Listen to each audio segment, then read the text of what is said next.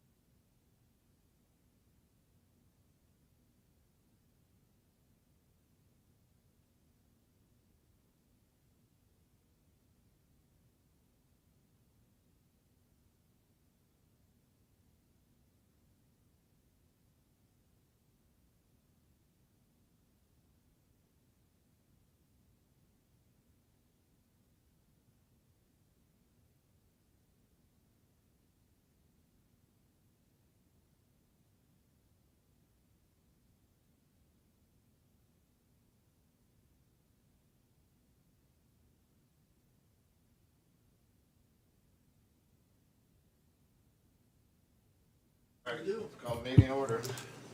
Council meeting of May 12th, 2026 is now in session. Noting we do have a quorum.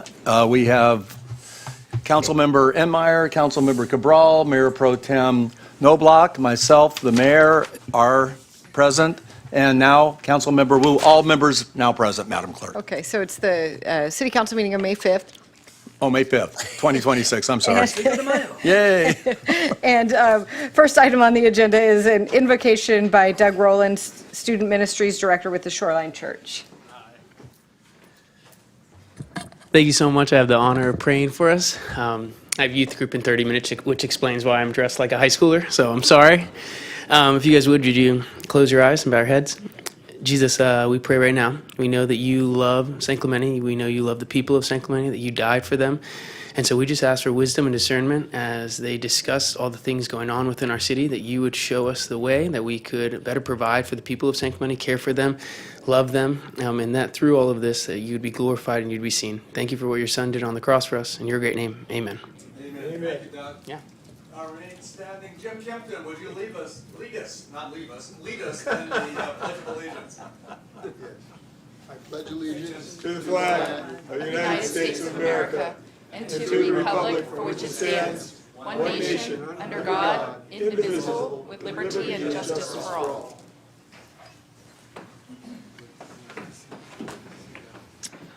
Okay, and we will note that all council members are present. And the first item on the agenda is a presentation of a donation from the Friends of San Clemente Beaches, Parks and Recreation to the city of San Clemente. Friends of San Clemente, come on up.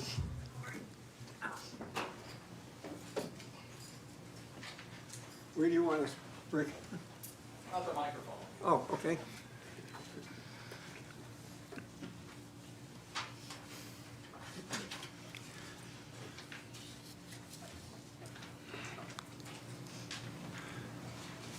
You ready? Oh, okay. Yeah, Bill asked me to, Rick asked me to talk today and to give you all an update on what we're doing with the I'm on my notes here. The computer classes that we teach, and we started by teaching computer classes by I don't know if all of you remember Bill Thomas. Did you know Bill Thomas? Okay. Well, Bill Thomas, he used to call me. Was a neighbor of mine, and he used to call me every time his computer went down, which was about 2 or 3 times a day sometimes, and get it running, get him going, and so forth. And he asked me to help with some people that needed help with their computers. So I did a few, and we did more.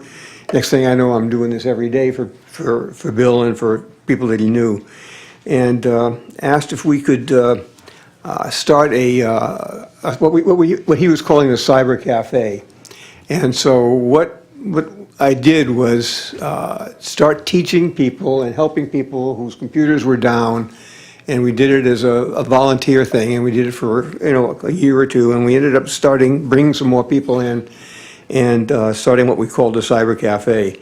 And so that was basically how I got involved with, and that's really what started the Friends. The Friends of San Clemente was really originally called the Cyber Cafe.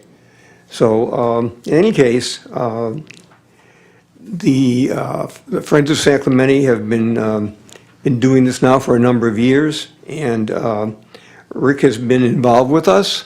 And the only reason I'm really up here today is to say that, to tell you how we got Rick involved with us. And he did it, and he asked us to help with some computer lessons for some other people that needed it. And we've been doing that relatively often.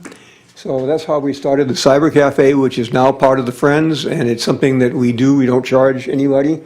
We've got a lot of computers working, and I'm glad we can help. So, Thank you, Dan. And Mike, you want to talk about some of the more recent things that the Friends has done? I know you've got that giant check, too. Yeah, and I'm holding on to it, let me tell you. The Friends is the best-kept secret in the entire world. A lot of people don't know we're here, and we'd like everybody to realize that we raise money every year with a golf tournament, with individual donations, and of course, the carnival in October. So we have donated over $1 million to this city since our inception, and we want to continue the legacy by bringing a check for $69,595 for the city. And this is going to camperships. This is going to all the individual programs that Samantha and her incredible team put on during the year, a couple beach concerts, and just anything that the city needs for beaches, parks, and recreation, we're here for you. So here is a small check for you. Yeah, we're gonna come down and take a photo, but I want also, Jim, Tamara, Andrea, and Angela are also board members that are here today from Friends. So you guys want to join me down Yeah, there? and I'd just like to say that the Cyber Cafe that started around 20 years ago with Bill Thomas, my son, was one of the early volunteers in that program and they did a wonderful job for our town. God bless you guys.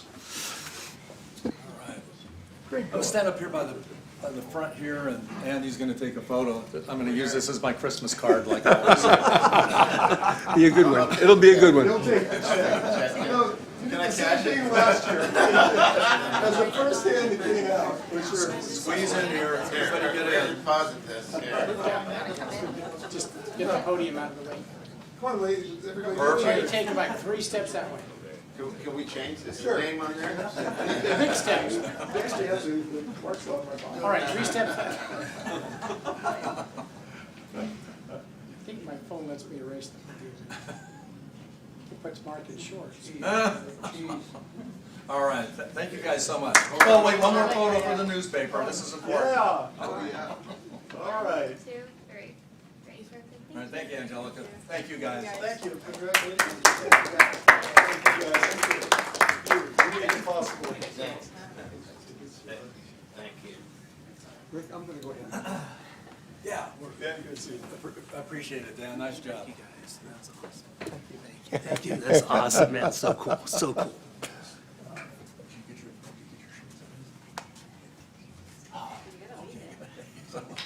Thank you, guys.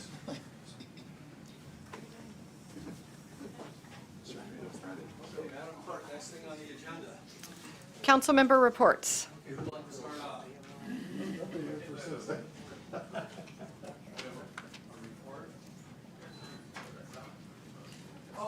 Under staff communications, or would that? Councilmember, About the cards. Is that what you were talking about? No, the landfill. That's later. Oh, It's later? Okay. I thought it was right after this. But I'll give my report. go ahead. Absolutely, jump in. All right, it's going to be very brief. April 22nd, attended the Kiwanis Club with my wife, who was the guest speaker. April 23rd, toured the landfill, which I'll talk about a little bit later, about who we met with, official staffs with Tracy Sutherland, Tracy Barr, city staff. That's just a quick picture of it. We're going to talk about it a little bit later. On Thursday, I attended the OCFA board meeting in Tustin. Discussions regarding the discretionary capital fund improvement program process. Plus, we're going to spend for, none of these are related to, these photos are related to what I'm talking about, but we'll get there eventually, I guess. Nice photo, though. April 25th, Arbor Day in San Clemente. I have a photo of that. April 25th, San Clemente High School performance of Grease. April 26th, a second tour of the outdoor dining patio in San Clemente. That's actually the first one. This is the anyhow, toured, went through many of the restaurants and the parklets. This one actually is Zoe's that opened up This was actually taken this past weekend when I went down there and talked to some more businesses. It was absolutely packed. A brand-new restaurant opened a week, but I had met with them a week early on their grand opening. Met with constituents on the 27th, 28th. 28th, met with city staff about the substantial concerns with the landfill, the rapid expansion. We had a briefing, presentation. I think that's going to be given a little bit. Wednesday, attended the San Clemente Chamber of Commerce Community Affairs meeting about the status of the Parklet program. Thursday, April 30th, along with Tracy and Tracy, I held a briefing at the town hall with the community. We had more than 100, maybe close to 200 Talega residents about the growing concerns about the Talega adjacent landfill. There was a great news article in the Voice of OC. Check out that article. And actually, if we could put that article on our webpage, that would be good. May 1st, attended the State of the City luncheon. I think we were all there. May 2nd, the Cinco de Mayo at the Maxburg Park. There's Rick and I doing the welcoming to the city of San Clemente. I think we have a couple others. Great artists. No, that's the next event. Let's stay on this one, that's good. Yeah, it was a great, for people that haven't gone to the Cinco de Mayo, there's a couple more related to Cinco de Mayo, if you could find those. No, there's another event. I sent about 3 photos. Nope, you only have one. Okay. I did submit photos of the ballet folklorico dancers that were there, the mariachis that were there, other bands that were there, and then the crowd. We had quite a big crowd there at the Cinco de Mayo celebration. That is a City of San Clemente event. On Sunday the 3rd, the Crystal Apple Awards. I think I have a photo of that. That's a Crystal. Alana Mack and Jessica Warners were our San Clemente High School teachers that were awarded the Crystal Apple, and our high school principal was there, along with some of the students there that presented that. And I'm sort of peeking in there, but it was a great event. Yesterday, May 4th, attended the Angels game with several elected Orange County officials, probably about 20 of us. Some of the people that are working on Orange County issues. Met with the new team president, Molly Jolly, and it was an interesting event, a lot of fun. That's it. Zen, you ready? Sure. I'm not on campaign trail. On 30th, I attended a webinar on about wildfire and emergency communication hosted by OCOG and 2 UCI researchers. On May 1st, the State of City luncheon. That's all. Thank you. Thank you. I attended a 3-day conference up in Sacramento for the Cal City City Leaders Summit. Met with state assembly members as well as state senators. We discussed a plethora of sponsored bills from Cal Cities. I'll be talking about those a little bit more in our future agenda items, about which ones that Cal Cities is recommending to support or not. I won't go through all of them right now, but it was a great time. They also had briefings on everything from immigration in cities to safety to energy to AI and budgeting. So it was a great conference overall, 3 days up in Sacramento. Also had an informational meeting last Tuesday on the surveillance camera. Thank you, Mayor Loeffler, for being there as well. There were over 100 people there voicing a lot of their concerns about the surveillance camera. It was great to hear from them. Then last Thursday night was at the Prima de Checa Town Hall. Again, good to hear the voices of the people of what is concerning them, and I know we'll have a staff report here in a second, but it's really good to hear everyone there and what we can do as a city in response to that. Attended the State of the City. which was always a nice event to see everyone there. And then Sunday night, went to the Crystal Apple Awards as well, which was great to see our fellow colleagues, and our congratulations to all the teachers from San Juan, Dana Point, and San Clemente who were voted on by the students for those awards. So, all right, that's all. Thank you, Mark. Yeah, last week I attended the Chamber of Commerce Community Affairs meeting discussing the partlets and gave an update on what's going on with the city. I also attended the Zove open house, the soft opening, I should say, of the Zove restaurant, which is going to be a beautiful restaurant. Their other restaurants, by the way, are going to be patterning what they've done in San Clemente up in Newport Beach and Tustin. I attended last week a JPIA elected officials seminar, and also, I attended this last week, if we could show the video, we had this a couple days ago, the 30th Panga, the 30th illegal smuggling boat land on our beaches in Poche Beach. Those boats need to be identified early, and I just have a brief video of that boat that crashed onto our beach with a bunch of illegal traffickers. So if you could hit the video on that, Madam Clerk. Hi, it's Saturday, May 2nd, about 3 o'clock. Last night at about 1:15 a.m., this boat was reported crashing onto Poche Beach. The Coast Guard was notified. Customs and Border Patrol did an investigation. They feel like this boat was used for human trafficking here in San Clemente once again. And this is a problem we have here in San Clemente.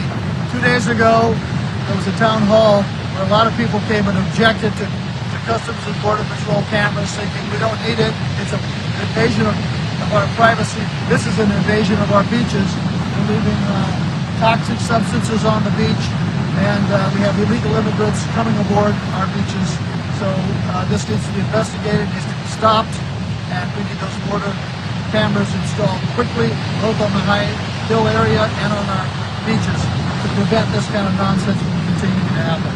So thank you, Sheriff's Department, Customs and Border Patrol, and Coast Guard for looking into this matter, and we hope it's resolved very, very soon. I apologize, the audio wasn't very good, but again, that's the 30th illegal landing we've had in the last year and a half or so. So hopefully the Customs and Border Patrol people can spot this in advance and interdict appropriately. That ends my report, Mr. Mayor. Thank you. I want to put up my slide there. And I just put up on a slide that a lot of crossover. My fellow council members have explained a lot of these events and what happened with them. So anyway, not to go deep dive into this, but the one thing is the state of the city. I want to thank my fellow council members for stepping up. We actually did something different this year, did a video. They got to talk about some of the policies and events and programs that they were passionate about, did a really great job. Maybe we talked about, Miley Stivers, our admin aide to the city manager, is the one that produced it and directed it and did a great job. And there's an opportunity maybe that we'll get to show it to the public.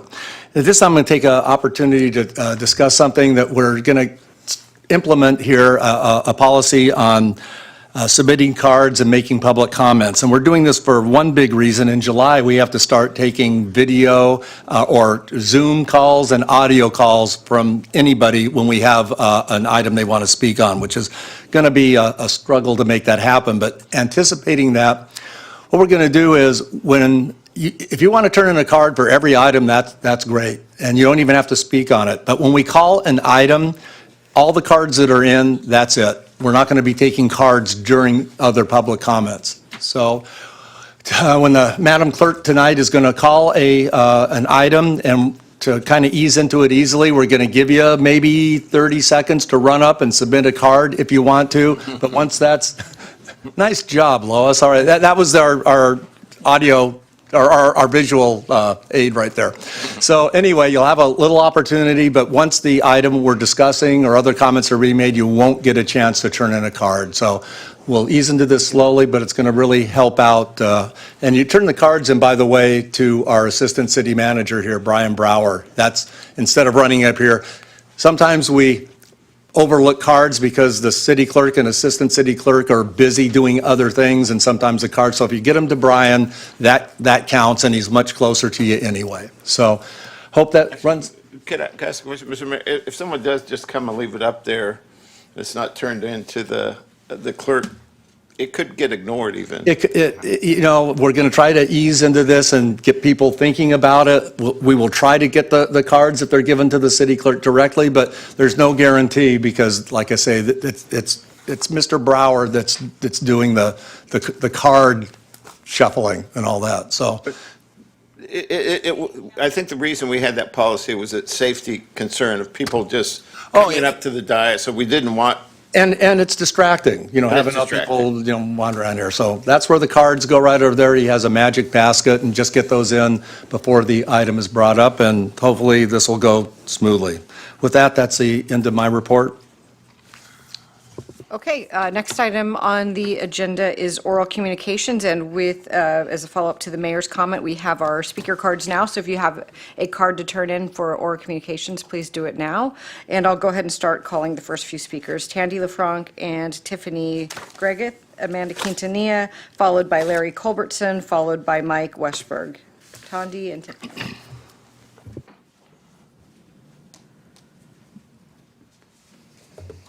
Good evening, Mayor Loeffler and City Council members.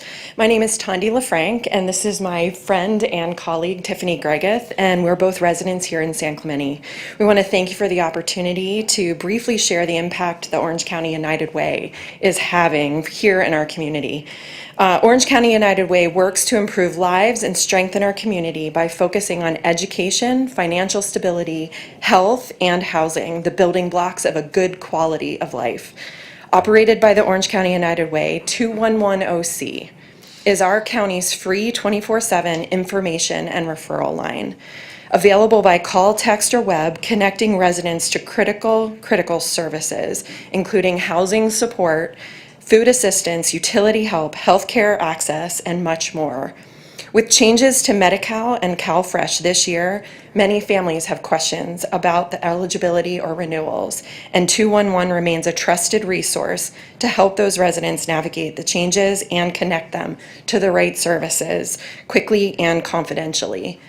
Last year, 1,516 San Clemente residents reached out to 211OC. These are working families, seniors, and our neighbors who might not always know where to turn, and 211 helps connect them to the support they need.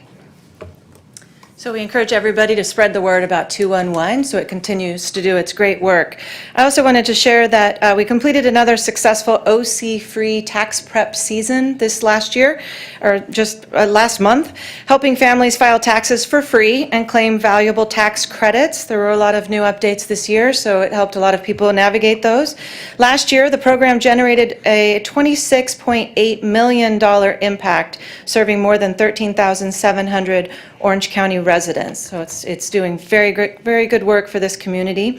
To learn more, you can go to Orange County or UnitedWayOC.org.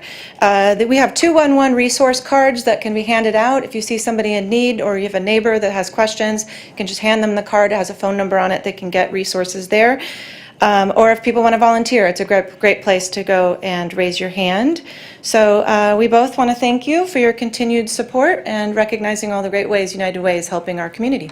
Thank you for your great work, Tani and Tiffany. And Mr. City Manager, do we have that 211 info on our city website?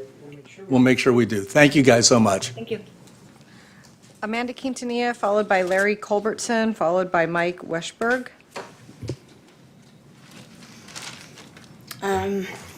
So basically, that every time there's a council member, new mayor comes in, they want to change the policy regarding public comments. And I know that Lori Donchuk, former Mayor Lori Donchuk, said that people basically watch meetings and they'll run and get in their cars, come over here, and it's about governance. And so this is not right. However, I'm going to submit a comment card at every agenda item, so that settles that. So at the talking about the campaign trail, it seemed like the town hall meeting for video surveillance on Tuesday met with a lot of Congressman Levin's rep, Senator Minn's rep, Senator Blakespear's rep, Foley's rep, City Council Member Farias for San Juan Capistrano, former Mayor Duncan, and then Donna Vidrine as well.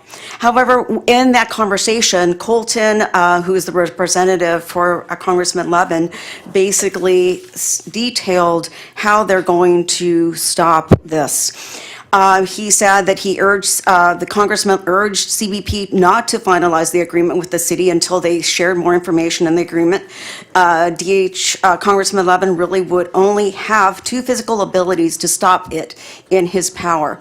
The first and strongest is passing legislation to block it or impose it in a very Republican-controlled Congress. The second would be conveying his opinion directly to CBP and calling them to reverse course.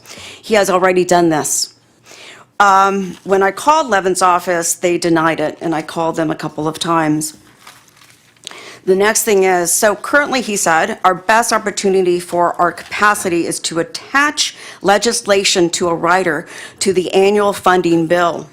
Another way to do this is kind of a niche. It is semi-connected to the general language of the bill. And then he further states that this is written by House Republicans and has not been released yet, but our office has requested that they've included language requiring DHS to share surveillance risks that this tower poses to private residents. So he's basically showed everybody there their game plan of what they're going to do. So to me, it's really disingenuous. The city of San Clemente did nothing wrong. They got a contract with CBP. The city council members voted, and people were able to come here and speak. I've already spoken about this. This is a public safety matter. This is about saving lives, and human life is important. Even if you could save one life, that makes such a big difference. I've lived through a terrible illegal alien coming into my home, and I support the video. Larry Culbertson, followed by Mike Weschberg, followed by Mary Ann Tucker.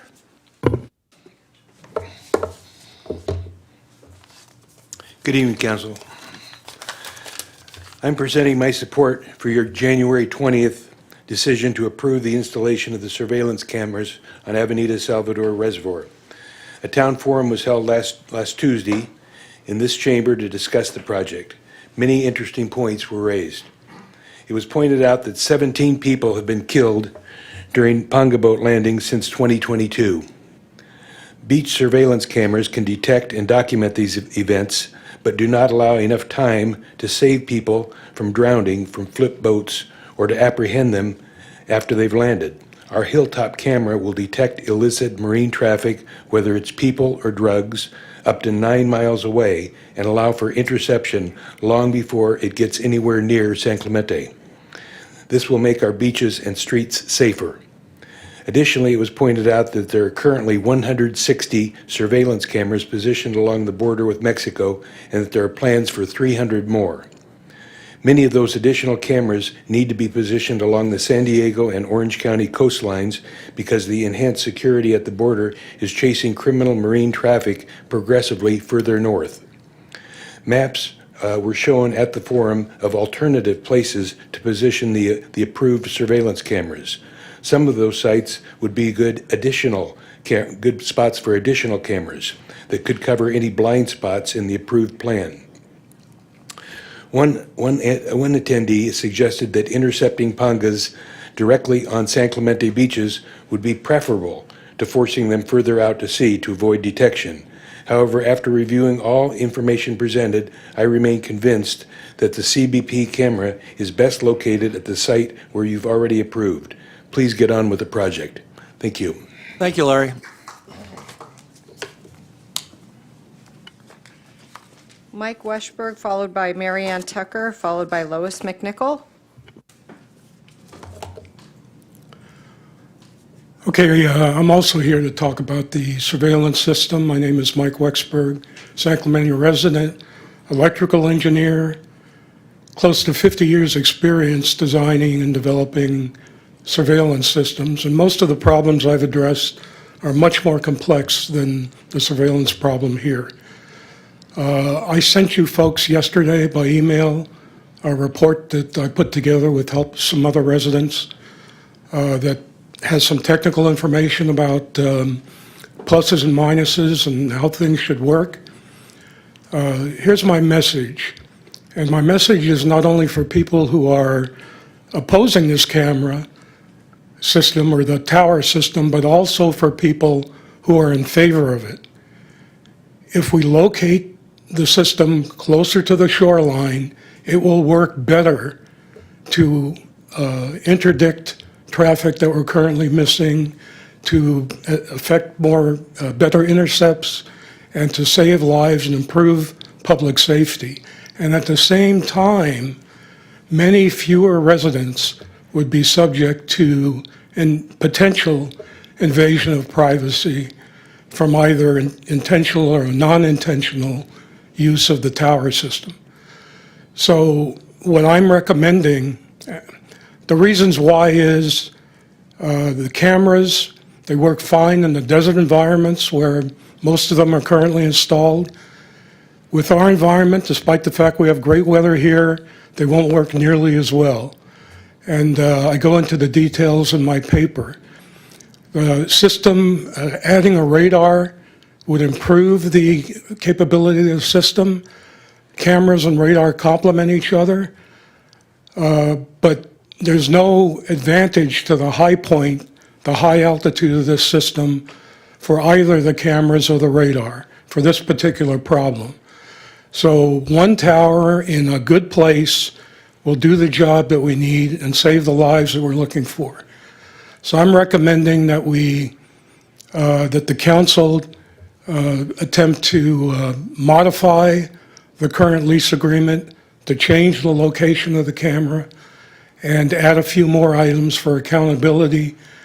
Mainly, DHS has their own policy for how to protect personal identification information, and if a violation of that happens, either intentionally or non-intentionally, the city ought to have word about it. That's what I have to say. Thank you. Thank you for your comments, Mike. Mary Ann Tucker, followed by Lois McNichol, followed by Mike Kay. Hello, City Council members. My name is Mary Ann Tucker, and I'm a critical care registered nurse. And so I'm very concerned about health in our city. And thank you, Mr. Wu, for responding to my letter yesterday. I sent you all a letter. I'm just going to read it in case some of you didn't get a chance to read it. So I sent you a letter, and I'm asking you to expand our public's health by environmental protections by requiring all landscaping equipment used in San Clemente, including lawnmowers, hedge trimmers, and edgers, to be fully electric. And I do want to thank you all for your decision to prohibit gas-powered leaf blowers starting last year. The resulting decrease in noise pollution and harmful exhaust has already made a noticeable positive impact on our neighborhoods. So thank you for that. However, to fully protect our community, we must extend this prohibition to all fossil fuel-powered landscaping tools. Gas-powered lawn equipment contributes significantly to localized air pollution, emitting toxic fumes and fine particulate matter, the PM 2.5, which is very, very dangerous. These emissions are not merely a nuisance, they are a major contributing factor to several deadly diseases. Exposures to PM 2.5 is directly linked to cancer, heart disease, neurological conditions, including Parkinson's disease. We have a precedent for the complete ban right here in Irvine in Orange County. The city of Irvine has already recognized these dangers and has legally prohibited the use of all gas-powered landscaping equipment for both residents and businesses. San Clemente should follow suit to protect our own citizens. By transitioning to zero-emission electric landscaping equipment, we can easily and effectively safeguard the health and well-being of our community, especially our children. Please consider making this vital legal change to keep our wonderful city cleaner, quieter, and healthier. Thank you for your time and your service to our city and your dedication to public health. And there's been a lot of comments about public health tonight and health of all our citizens, our safety. So this is one way we can do this. And also, as you probably know, the SCAQMD has a rebate program for both residents and for the city and businesses, commercial businesses. And they give quite a rebate for exchanging your gas equipment in for electric. And I really think we need to push forward with that. Even if it's not immediate, we have to start working on that transition. I go for a walk in my neighborhood. I can't even breathe because those guys are out there blowing and edging and trimming all the time. And I really have to get out there before 7 before they come. So probably you've experienced that yourselves. So anyway, thank you very much. Appreciate it. Thank you, Marianne. Mayor, just remind the public that the next item on the agenda will talk about almost the doubling of the number of trucks coming to the landfill and the impact. So I was there. I was there Thursday night. I'm all about that. Thank you. Appreciate it. Lois McNichol, followed by Mike Kay.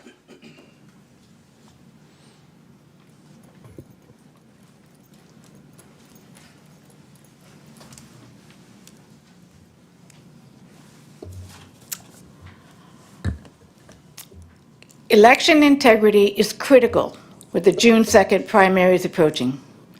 Trust in elections matter.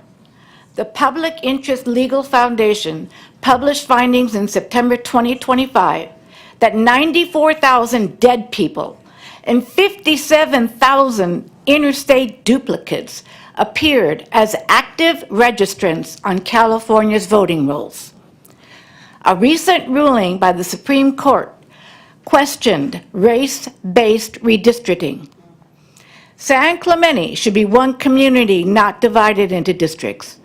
Voters should choose from all the candidates, and the mayor should be elected at large, not through rotation. We should stop wasting time and money on district maps that many believe divide voters rather than unite them. And this is a video that I've put together simply to show you how the safest way to vote and what a mail-in ballot consists of, just to get you to start thinking about what you do when you go there and you say, oh, I'm just going to throw my ballot here in this ballot box and I'm not going to bother to mark it myself. So what happens to it? Well, we're going to show you. This is what happens at the ROV, the Registrar of Voters. If it doesn't fit through a scanner, it gets duplicated. And all these little votes we are spending so much money on all these little votes. 47,000 wasted ballots because people don't use them. They go in there and they take it with them and then they just throw it away. This is the signature verification process. 5 people can say no, 1 person says yes, and they accept the signature. But it's convenient, right? So, the most secure way to ensure that your vote is counted: vote in person, receive your ballot directly, fill it out yourself, and scan it personally. Voting is your voice. Mail-in ballots, duplication procedures, and signature verification raise concerns about transparency and accuracy. Election oversight should be transparent and open to public review. Ballot harvesting, unsecured drop boxes, and large-scale mail-in voting create concerns about integrity, accountability, and expense. Thank you, Lois.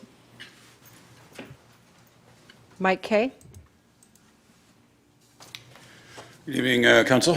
Sorry for my appearance. I was over working with goats at a very mellow place. I was very relaxed. But then I started thinking, and I was like, you know what? I do want to go talk. I've been thinking about this for a week. I'm frustrated with the town hall meeting that was conducted on Tuesday. And I've had a week or so to consider it and think about it. It felt like an abuse of the town hall spirit and process and procedure. We are in an election cycle. And I would ask that council consider asking our city attorney to consider and advise what is and is not the legal basis for having a town hall meeting. It struck me that the town hall meeting on Tuesday was a political rally. This was a subject that had already been debated twice ad nauseum with expertise here in council, had been voted on, passed with considerable support by the community. There was, as pointed out, members who were opposed, but many of those were from out of town, and even the opposition in those debates and discussions, in my opinion, felt disingenuous. This subject of the Ponga boats is obviously one that Michael Evans' office has decided to use. Other opponents, many from out of town, have decided to use and to politicize. There is obviously a political contest coming up between two council members, and this one was supported strongly by one council member. The other council member was conducting what appeared to me to be a political rally and to drive a wedge and to excite the base and stir them up to be politically active. At the same time, the manner in which that town hall was conducted felt to me violent and unaccepting of alternative opinions. I was standing right here. There was a man behind me. He was obviously either disturbed or on drugs. He was sweating. He was yelling. And I felt very intimidated, very uncomfortable. In 6 years of presentations, I have never walked out of a room before. I've never been booed that way before. I have said contentious things. I have stood up against council member, I'm not going to use names, but from the Republican Party, including one sitting there and including an ex-mayor who was doing some stolen valor activity. And those were hard things for me to stand up. I've never said anything against the opposition on the left, but that instance was unacceptable. We cannot have town hall meetings perverted and used as political rallying cries, either from the left or from the right. So I would ask, just as we did regarding the citizen initiative and what is and isn't allowed, that we do the same with town halls and that we refrain from, during the next few months, from using them as political rallies. Thank you. Thank you, Mike. That is it for oral communications. Next item on the agenda is motion waiving reading in full of all resolutions and ordinances. So moved by Mayor Pro Tem Noblock, second by Councilmember Cabral. All in favor? Aye. Passes 5-0. Consideration of agendizing items requiring immediate action. Hearing none. Closed session report, City Attorney. Thank you. The council met in closed session on item A, and there was no reportable action. Thank you. Next up is staff communications, and the first item under staff communications is Prima de Checa landfill update. Thank you, Madam Clerk. In your last meeting, the City Council asked staff to come back and provide you with an update on the town hall that was held on the Prima de Checa landfill. I wanted to make sure we recognize other staff members. This was a team effort putting together a lot of the response to the environmental documents and other issues related with the potential expansion of the landfill. I believe that there were two ladies, both named Tracy, that came and talked to you. In a previous life, I actually worked with two elderly gentlemen. They both named Gene, and we called them a pair of old Genes. I won't say anything about two Tracys, but I did want to talk a little bit about the Prima de Checa landfill and a few things that happened at the open house and maybe some additional information for the public. But the Orange County Waste and Recycling operates the Prima de Checa landfill. They also manage two other landfills in the county, the Orlinda landfill and the Bowerman landfill in Irvine. And you can see the tonnage there per day. And one of the things they're trying to do is extend the life or the capacity in those other landfills, as the Orlinda landfill is actually slated to be full sometime in the next anywhere from 1 to 5 years. And so they're trying to extend the life of that as much as possible. The Prima de Checa landfill opened in 1976. You can see there that it had a capacity of 1,530 acres. I'll just move right down to the bottom. Because the amount of product going in landfills has been reduced by conservation and other efforts, right now they have extended Zone 4, which was intended to close 90 years from the opening, which would be 2056. They've now extended that to 2102. So that the landfill is anticipated to operate for quite some time into the future. But there's been some confusion about where the expansion is, and so I wanted to show the city council this slide. I think it's probably the most important picture that you'll see on the landfill tonight. Zone 1 is the current operating location for the landfill, and the excavation that you have witnessed over the last several months is Zone 4, which is on the east or north, depending on kind of how you're situated, side of the landfill. And why is this a San Clemente issue? Well, a couple of reasons. I wanted to point out, maybe if my slide moves, there it goes. Wanted to point out that everything that's shaded in yellow now is in the city of San Clemente. So you can see that Forester Ranch on the lower left-hand side of the slide is very close to the boundaries of the landfill. And on the right-hand side of the slide, in the lower left, or lower right, I apologize, is the Talega development, and you can see where that's at.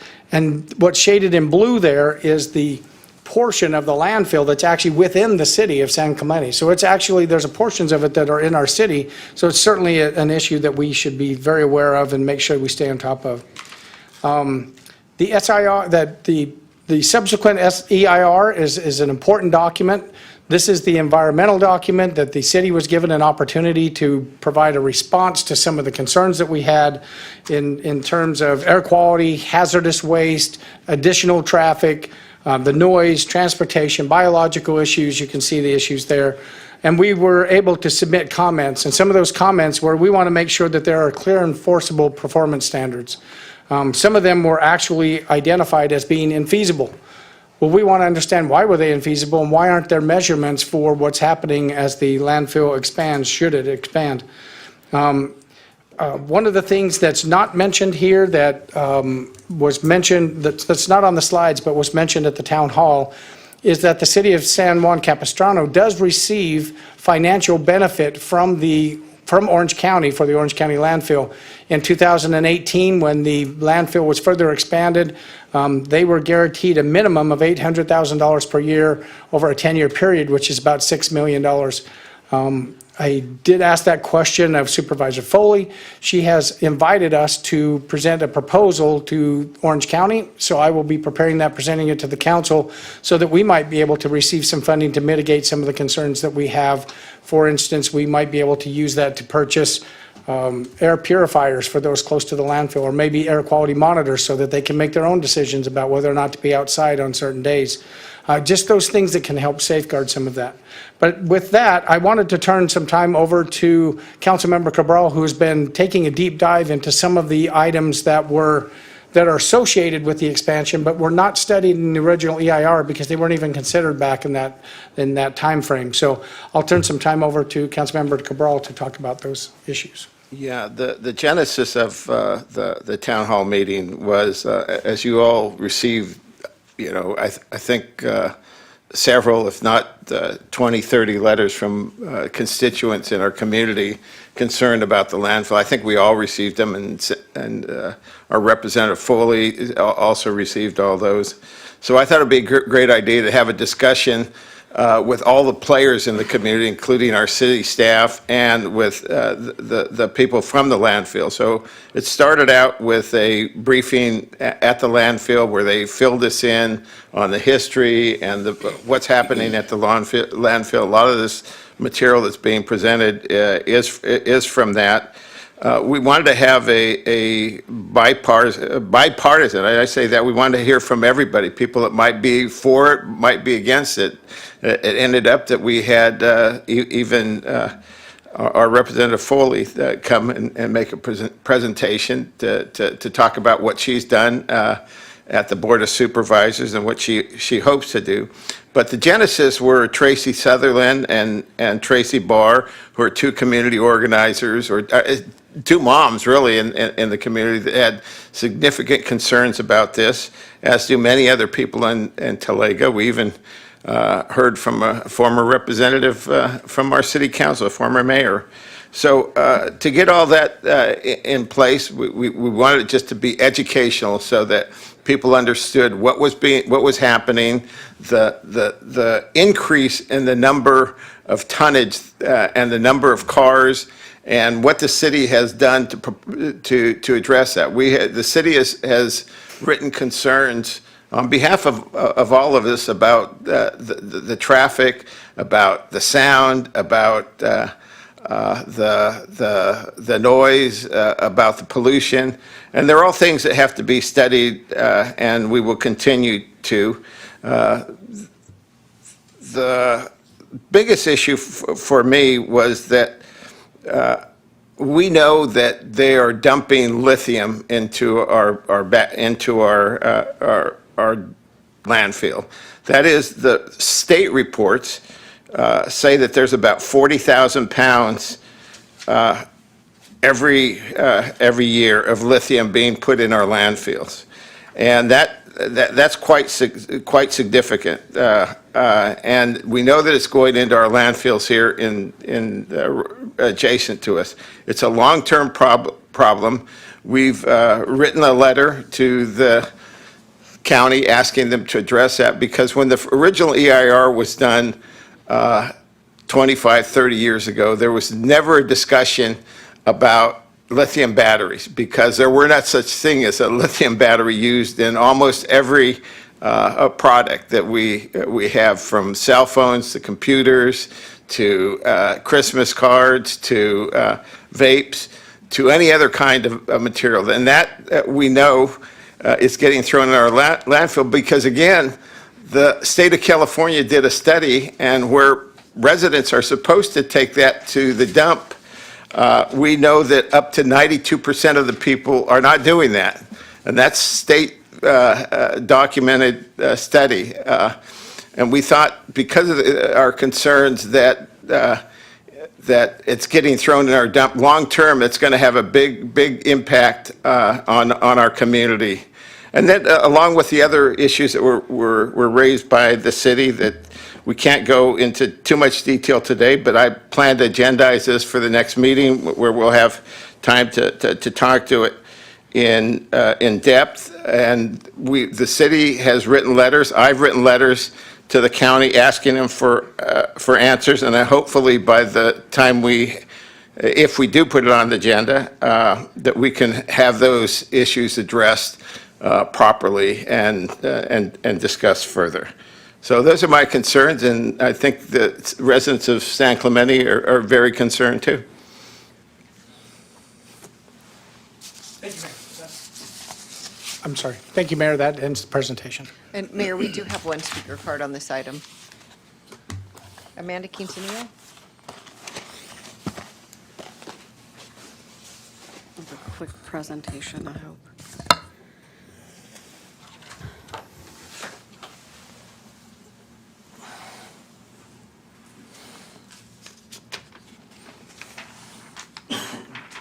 Sorry, I had her remote. No, it's okay. Can you restart my time? Thank you. It's like 15 seconds. It makes a big, huge difference.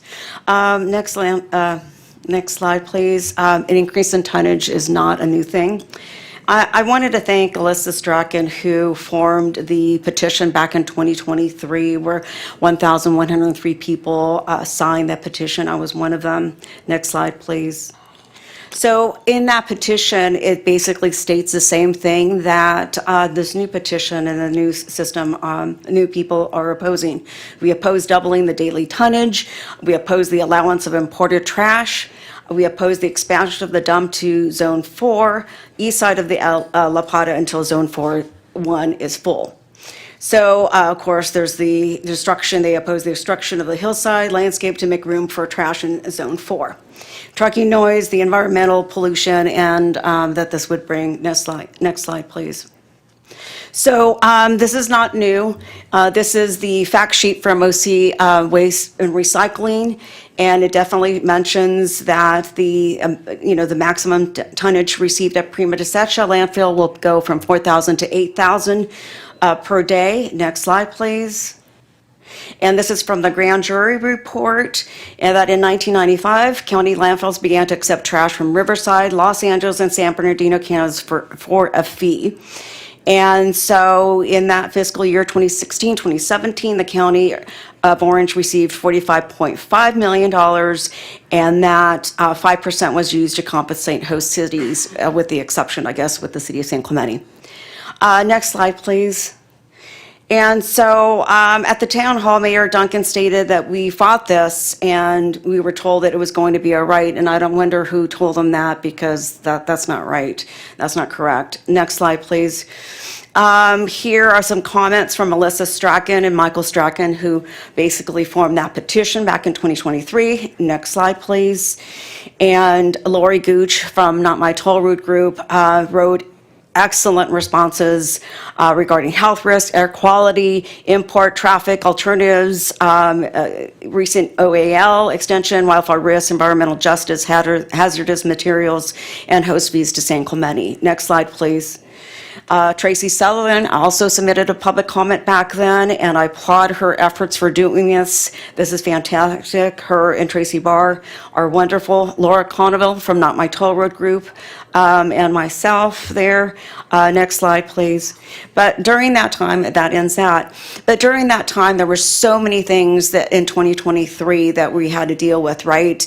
The landslides, district elections, mayor rolls, the Moms Demand Action, former Mayor Duncan taking the DC trip and using all the travel funds.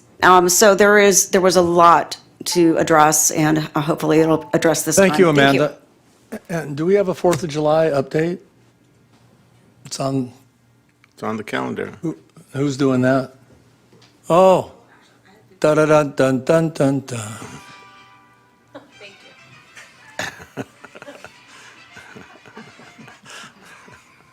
This is a really fun place to work.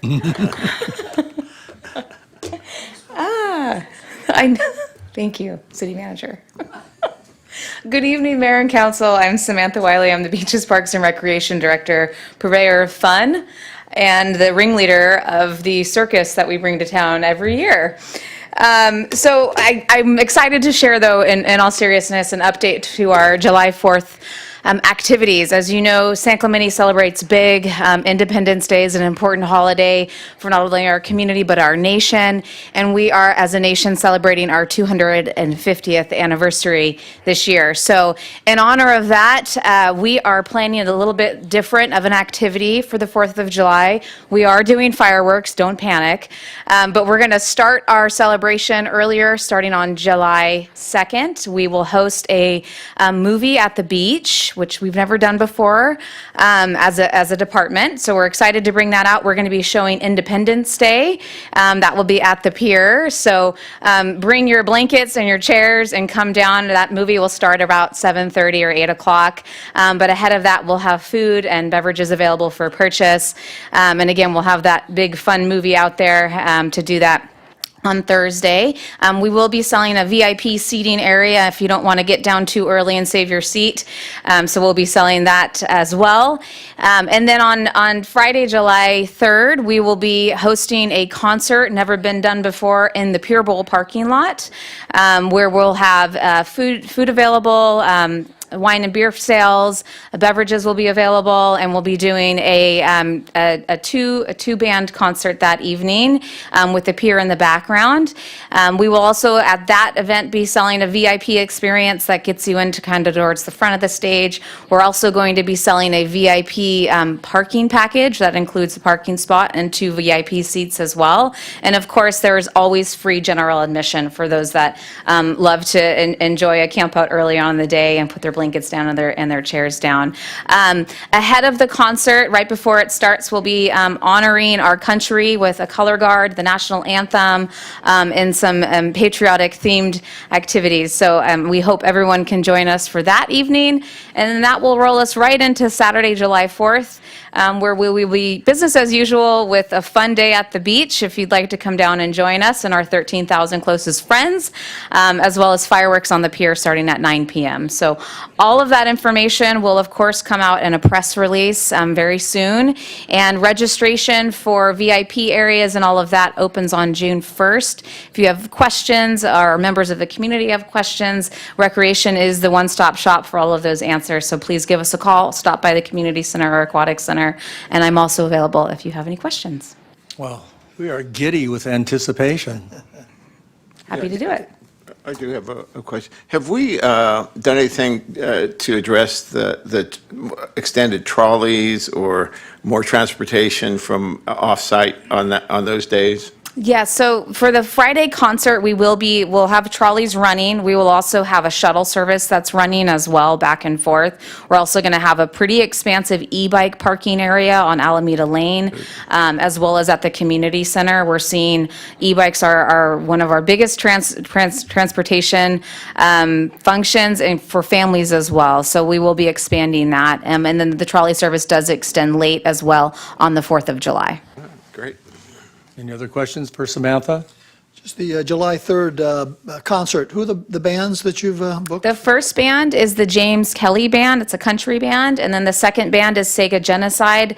They'll be doing all kinds of 90s covers, as well as a series of patriotic songs as well, sprinkled in, of course. Hearing. Thank you, Samantha. Thank you. And just to remind the public, item 8A is about to be announced, and so if you haven't got your card in, now is the time to do that. Yes. Thank you, sir. And with that, it's our first public hearing to consider the adoption of the 2026 to 27 Annual Action Plan for Expenditures of Community Development Block Grant Funds and related actions. Public hearing is open. Good evening, Mayor, members of the City Council, Adam Atamian, Community Development Director. With me this evening is Andy Flores, Community Development Management Analyst, who has spent considerable time working on this. We also have our CDBG consultant if there's any questions. So the annual action plan that's before you this evening is part of our CDBG program, which is covered under the umbrella of our 5-year consolidated plan. At this time last year, the council approved a new 5-year consolidated plan with the annual action plan from last year. This plan represents the second year of our planning efforts as it relates to that 5-year consolidated plan. Within those plans, it identifies how expenditures would be spent over the next year. One thing to note, there is typically, we do not have the final allocation of CDBG funds at the time that this plan is put into place. However, this year we did receive that allocation. We anticipate around $300,000 each year. Our allocation this year is a little bit lower, down to $294,485. In previous years, based on the allocation, we will reduce all of the amounts proportionally based on that reduction. So the plan that is before you already has all of those minimal decreases. It's $294,000 represents about a 1.8% decrease from our anticipated numbers, so it's really negligible reductions on that. So for our program this coming year, we have public infrastructure improvements. Our plan includes some sidewalk upgrades along Calle Oso. We have our housing rehabilitation program, and we do anticipate providing loans and grants for low and moderate income homeowners to address a number of issues, primarily health and safety issues, code compliance deficiencies, and such.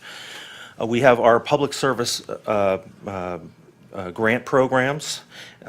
The Social Services Budget Committee is called on an annual basis to review these applications and identify proposed funding. This committee met in February of this year and has recommended a number of grants for all of the applicants for that part of the program.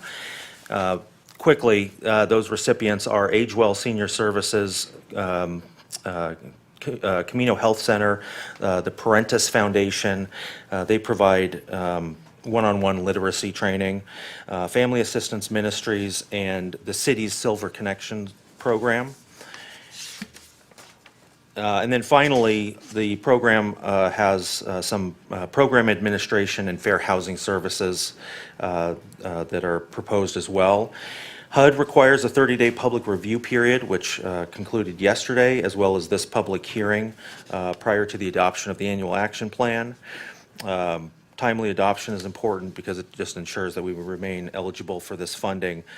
So we can close with staff recommendation that the council approve the annual action plan and authorize its submission to HUD, and we are available for any questions. Yeah, but before questions, Mark, don't you sit on this committee to disclose that? Yes, yeah, I sit on this committee.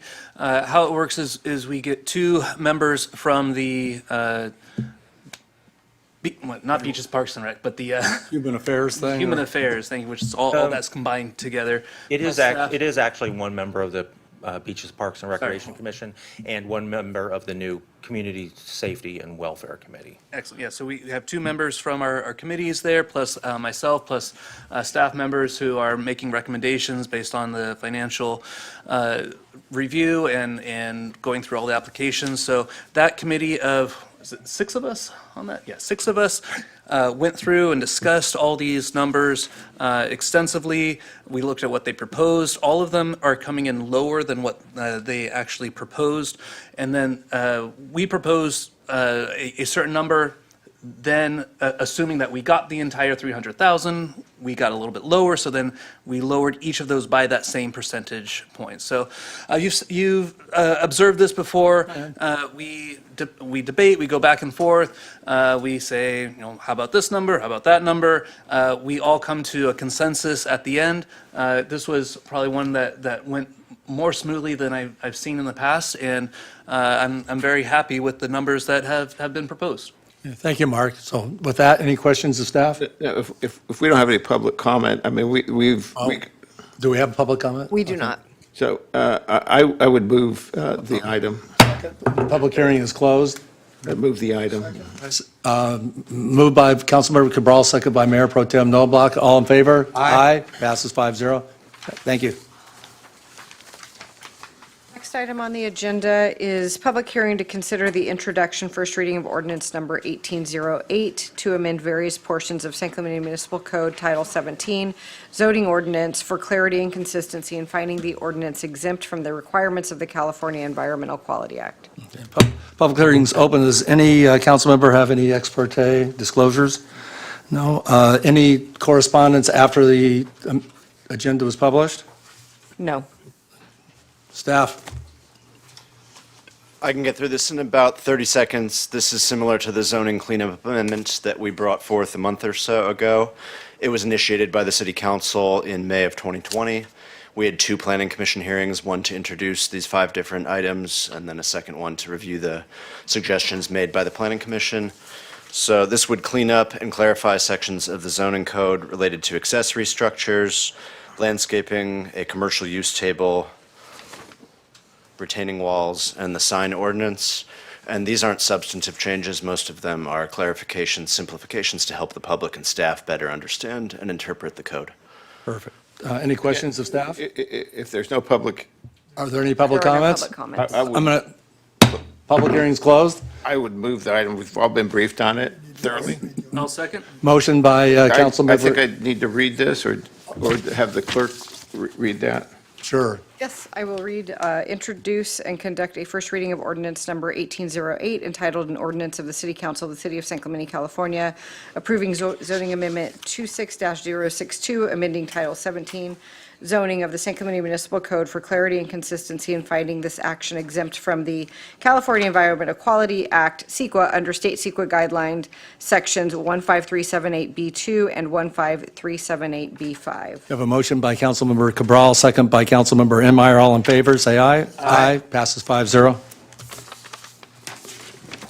Okay, Mayor and Council, next item on the agenda is City Council action under Elections Code, Section 9215, in connection with the certification of a petition related to a sales tax measure and related actions, and review of a report indicating eligibility for submission of arguments and rebuttals. And Mayor and Council, this is a continuation of an item that was discussed at your last City Council meeting related to a citizen-initiated ballot measure.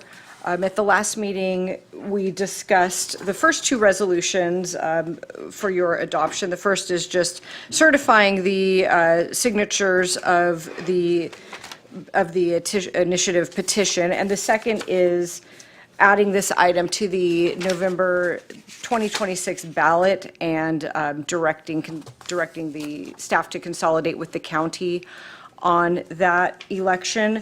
The third item here that we need to discuss this evening is resolution number 2667. That's your third resolution, and it's attachment number 3. And this discusses arguments for the petition and, or excuse me, arguments for the initiative and rebuttals, potential rebuttals to those arguments.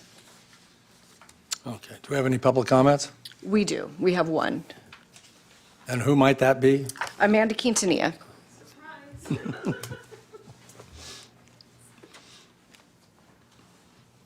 Okay, I have a PowerPoint really quick here. Okay, next slide, please. So it was interesting when I was reviewing the last staff agenda, it said that there was no argument in opposition to the measure, and the law does not allow for opposing arguments. However, what happened to Ebolovi and versus Blair? Next slide, please. So in that, it said that it was basically constitutionally protected, freedom of speech, and certainly a right to a fair election. And so it is one of permissive participation in the electoral process, not restrictive participation. And consequently, I would read that section as being permissive, not restricted. So not restricting the rights of private citizens to participate in the election. So I'm glad that this is included in the staff report this time, because had the city council voted on this, and I think that maybe a writ of mandate would have had to be done to repair this. Next slide. But it raises a question of what happened here, regarding whose opinion was that, and why the city didn't look further into this. So at the city council meeting, there was a concern regarding open space and having maybe some trails along. And one of the concerns is that this part of the trail, or removing of all that land, of the brush, is in the 10 acres that it's not owned by the city. But I just hope that open space remains open. It was one of the presentations that the city manager did. Not to interrupt, but No, you stop sorry. the time. I'm confused as to what this particular slide has to do with the It election. was part of the presentation Right. that Andy Hall, the city manager, gave about the possible trails, what they can do for the Citizens Initiative. Oh, with the fire. With the fire breaks, Oh, and then okay. a trail, but I'm- just kind of reminding people Oh, no, that there's, yeah. I'm sorry, now I'm sorry. We stopped your time. I just wanted to get it in I think context. I messed up on the slides though, too. Next slide, please. So, so basically, yes, that was his the city manager's presentation. And so he said he wouldn't do any AI, but I was just a reminder that that's Mr. Connor's land on the left side. But we shouldn't even be involved in our open spaces. Next slide, please. So I just wanted to recap regarding Measure M2 funds. It's delivers $7.5 billion of money to a lot of projects, and I think we should take advantage of that. Next slide, please. I think it felt like it's sped up. And at the South Orange County Beach Coalition, that this was brought up, and I want to thank OCTA for giving us or committing to 660,000 cubic yards of sand. Next slide. And I think that is it. Thank you. Thank you, Amanda. Okay, I'm going to suggest that I think there might be some discussion on the third part of this. Well, actually, I think that we could separate into three. That's what I would, well, see, Okay. that's what I was saying. I think there's going to be a discussion on number 3. If there's no discussion on number 1, or I'm asking is there any discussion? On item 1, I Item have one. no discussion. I'll make a motion, we adopt resolution 2665. I will Second. second. Okay, motion by Mayor, or Pro Tem Noblock, second by Councilmember Wu. And so, all in favor? Aye. Okay. Now, number 2, is there a discussion on this second? Mayor, I do. Okay. This is, my comment is about the language of the ballot. If we go to the page 2 of the staff report, with this text box, it reads, San Clemente Natural Hazard Sales Tax Citizen Initiative. I have 2 minor revisions I would like to suggest to the council. This is on page 2 of the... I have it on page 4. Oh, okay. It's on the top, it says page 2. This is on my screen. But it is the ballot question. So it says, shall the measure establishing blah, blah, blah, be adopted? So my first comment is about the word protecting. I think as a body, the city, I would like the council to be as neutral as possible. Protecting is often considered a loaded term because it implies a positive outcome that voters feel obligated to support. Who wouldn't support protecting San Clemente, right? So my thought is a more neutral alternative would be better. For example, 2 funds dedicated to fund programs related to beach erosion and fires and so on. So that I have a point of order. Sure. Didn't we just pass this? Yeah. no, we did not pass it. This is in Resolution 2666. 26, okay. We that's just what we're- passed the 65. Right, this is Okay. 6. I'm still not, are we on the right? Yeah. Where's the protection? Right there. Protecting, oh, okay, Yeah. I see. So he wants to take out protecting and put, Provide. But to fund programs related to beach erosion and fires. So that's my first suggestion. The second suggestion is if we go to the 3rd line from the bottom, it says, all funds used locally for specified purposes only, including sand replacement / nourishment / retention, beach erosion control. In my viewpoint, those words are a little more repetitive, and also the nourishment, again, it paints a picture of environmental health. While there are technical terms in coastal management, in a ballot summary, they function as a feel-good soft promotion, and I would prefer this replacement and nourishment to be changed to a very neutral term, such as including sand placement / retention. That's my comment. You don't like the word nourishment? Is that what you're? I feel that the replacement / nourishment of, first, it's a little repetitive. Second, it paints the ballot measure in a positive way that it's not totally neutral. I think sand placement would be very technical and very neutral. What was the word you suggested? I would suggest that including sand placement / retention and so on. Instead of replenishment and nourishment. Right. Placement and retention. Can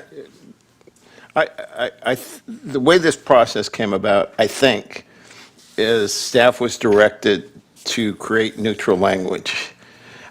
I think anytime we try and modify it, it becomes less neutral. And so I would suggest that I didn't write it, I have nothing, this is the first time I've read it. It was supposed to be neutral. I think it is neutral as it could be. I'm fine with the language as it is. I would concur. I believe that how it's written, it says what it is. We can get into the weeds if we want, but I don't think there's a need to on it. I think as it's written is fine, it's neutral. I think we can go forward. And what was the first sentence, though, that going? Protecting. First is remove the protecting word, replace it with to fund project related to beach erosion and fires. Well, I mean, isn't the goal, though, that we're doing this for is for the protection? Wouldn't that be the goal of this? It is the goal, but it is not really the question in front of the voters. It implies that this is going to happen. It is the positive outcome. It is a goal, but it's not the outcome guaranteed. And the opposition will have different idea on this. And I think if getting a little ahead of ourselves, if we get to the point of an opposition place, they can make that point there. That's a good point. There might be an opportunity to dispel all of these if that's the feeling on a argument against. On a rebuttal, yeah. On a rebuttal.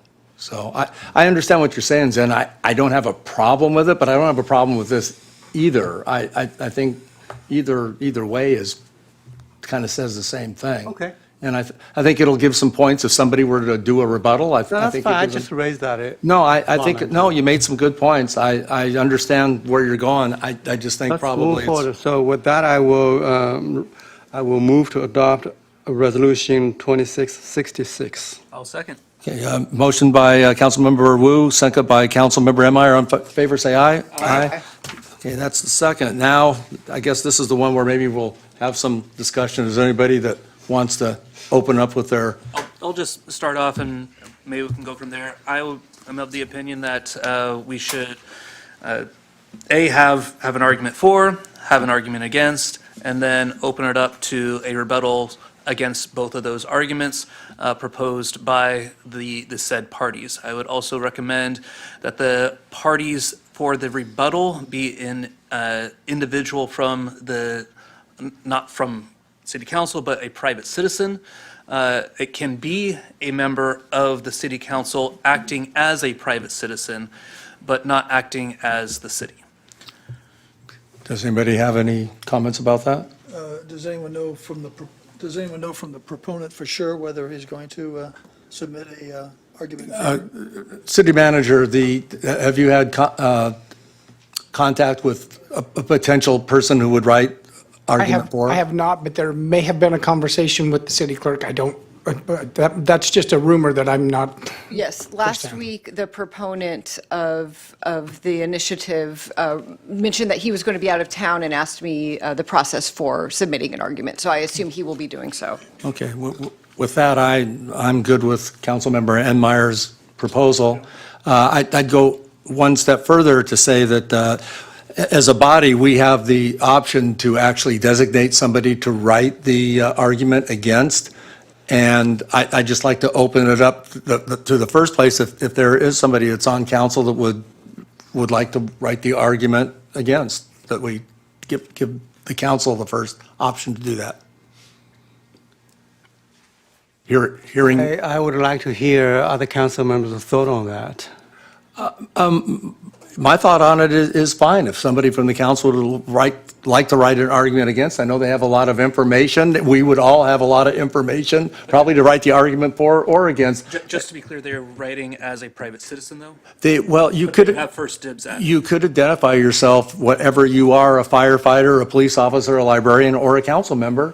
Yes. You could do that, but I think it could be designated that not speaking speaking as a individual and not for the body. I think the city clerk has some comment to make. I think it has to do something about the priority. Right, so what we are considering here in Section 2 is if the city council would like to designate a member of their legislative body to write that opposition. Right. And so is that? Well, there was some clarification. They could say whoever San Clemente City Council, but then would there be an acknowledgement that this is as a private citizen or not speaking for the body of the council? If the city council designates a person from the legislative body now, then they would be representing the city council. If they do it as an individual, then that's entirely We don't want to designate. Madam Clerk, this is not my understanding. My understanding is that the city council can designate a council member to write argument in opposition, but it still does not represent the city council as a body. That person still represent him or herself using the city council's priority slot, but not to represent the city. That's how I understand this. Maybe city attorney can pine in. It's up to the council what the council would like to do. So you have a variety of options. I would recommend that you have consensus about what direction you want to take, and then I can help you craft it appropriately. But I'm not sure what direction you're going in, and I don't want to influence that. I think the concern is if somebody were to write Rick Leffler, mayor of San Clemente, that it would infer that I was speaking for the city council. That's right. No, I would say this is all moot unless we have a member that's saying they want to oppose the sand and the fire mitigation. It will be John Doe, Calmer, council member, representing himself or herself. So it will state very clearly that that person is not representing the city. Apparently, it's not a secret that 3 council members here voted for Measure BB last time. So we have a majority, assuming this is not identical, but it's very similar. Well, So wait a second, how do you get the information about how members of the city council voted? On Measure BB. On Measure how we BB, you voted put it to on the ballot itself. That's not a public record? No, voted. Voted. Not Well, voted that's individually, different than but voted voted on. as a Yeah. council. Right, and you also published the advertisement on San Clemente Times endorsing it. So that's not a secret, it's a public information. Well, it's not a secret that you're against sand. Well, let's just get back to the point here that we're trying to figure out here. And to the point of whether, how this goes forward, this is a citizens initiative. It wasn't a city-sponsored initiative. It wasn't a city-supported initiative. It was a citizen initiative to put it on our ballot. If the proponent chooses, it's his right to do a proponent's argument, the law allows our body to have an opposition statement. Now, the question was raised, if anyone would like to do that, we need to hear about that. If not, then I think there are a number of citizen groups that might want to respond. The OC Tax Group, we've all received emails and letters from folks that oppose it. But again, this isn't city-sponsored one way or the other, so unless someone would like to speak up. Mayor let's hear Pro it. Tem, I will, if the council is okay as a body, I will volunteer to write the argument in opposition, not representing the city. I will make it very clear, it's representing me, myself. Is that possible? Is that legally? Yes, you could authorize Councilmember Wu by the resolution to submit an argument in opposition as a city council member alone and not representing the body. That would give him the top priority among opposition. Question, Madam City Attorney, would there be just one signature on that opposition article, or could there be a coalition of an individual with an organization? Let the city. He would be allowed to include others. There are 5 signatures total allowed, so I would be allowed to invite 4 more co-signers.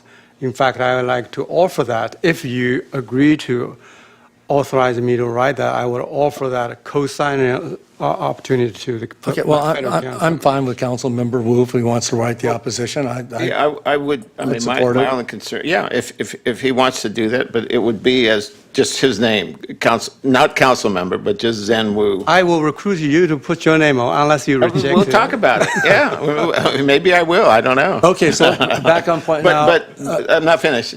So it would be with him, with his name, Zen Wu, no title, no representation for the city. There is a title. The law allows me to put the title behind it. What title would you want to use? Council member. Okay. But the comment would be clear that you're not speaking on behalf of the council. Absolutely. You would put that in your I your body? either put it in a title, council member representing himself, or as an individual. I will make that very clear. Madam City Attorney, another question, if I could, Mr. Mayor. Does the language of the opposition need to be approved by this council? It's up to the council. Is it- So the two main options, there are a lot of permutations, but the two main options would be to authorize Council Member Wu to do it, and he just does it on his own, or you could schedule a special meeting to approve the language of the opposition. You can't, as a body, do anything outside of a public meeting. So you could, another option would be you could have two of you work on it, but somehow you have to comply with the Brown Act. I guess my question is the language, is that language approved by the city clerk or by the council at all? It depends on what the council would like to do. You Okay. could either So we give could- your we could ask for authority. that theoretically. Theoretically, you could ask him to bring it back to a special meeting and have you approve it, or you could grant him the authority to do it on his own. I think the only, it's not about the body or the content. I think it's about making the disclosure that you are a council member, but not speaking for the entire council. Absolutely. Mayor Pro Tem, I would like to say this. This is a free speech, and I would not accept it if it's going to be sanitized by my fellow council. I wasn't recommending that, I was just Because curious we're how not that doing it process to the proponent's argument in favor of it, right? Again, I think this isn't about the content of whatever your argument is. I think it's just to clarify that if you identify yourself as a council member, that you're speaking as a private citizen, not for the council. It's somewhere in there on your statement or when you sign the. Just my name, council member representing himself, or as an individual. Or not representing the city council. Right, to that extent. Okay, I believe that Zen will do that. I'm fine with it. Do you need a motion Is to that okay with authorize the, that? can I ask one more, is that okay on a title to say, just, I'm a council member, but not representing the city? The words to that effect are fine. My recommendation is that when you get to the motion, I maybe help the maker of the motion if the language is unclear, but you do have one more item to talk about on the resolution. And that is the rebuttals, section 3. Can we finish section 2? Can we just finish? Section 2, yeah. This is actually section 3, I think. This is section 3, this is 3A. There's a 3, and there's a 3B. So on 3A, do you need a motion or consensus? My recommendation would be that the motion looks something like adopt Resolution 2667 with the following changes. One being to Section 2 regarding filling in Councilmember Wu's name and that he's representing himself, and then either including or excluding Section 3 on rebuttal. Oh, okay, so we need to discuss we the need to rebuttal. discuss the rebuttal part of it then. Oh, okay. I'm fine with rebuttals. Yeah.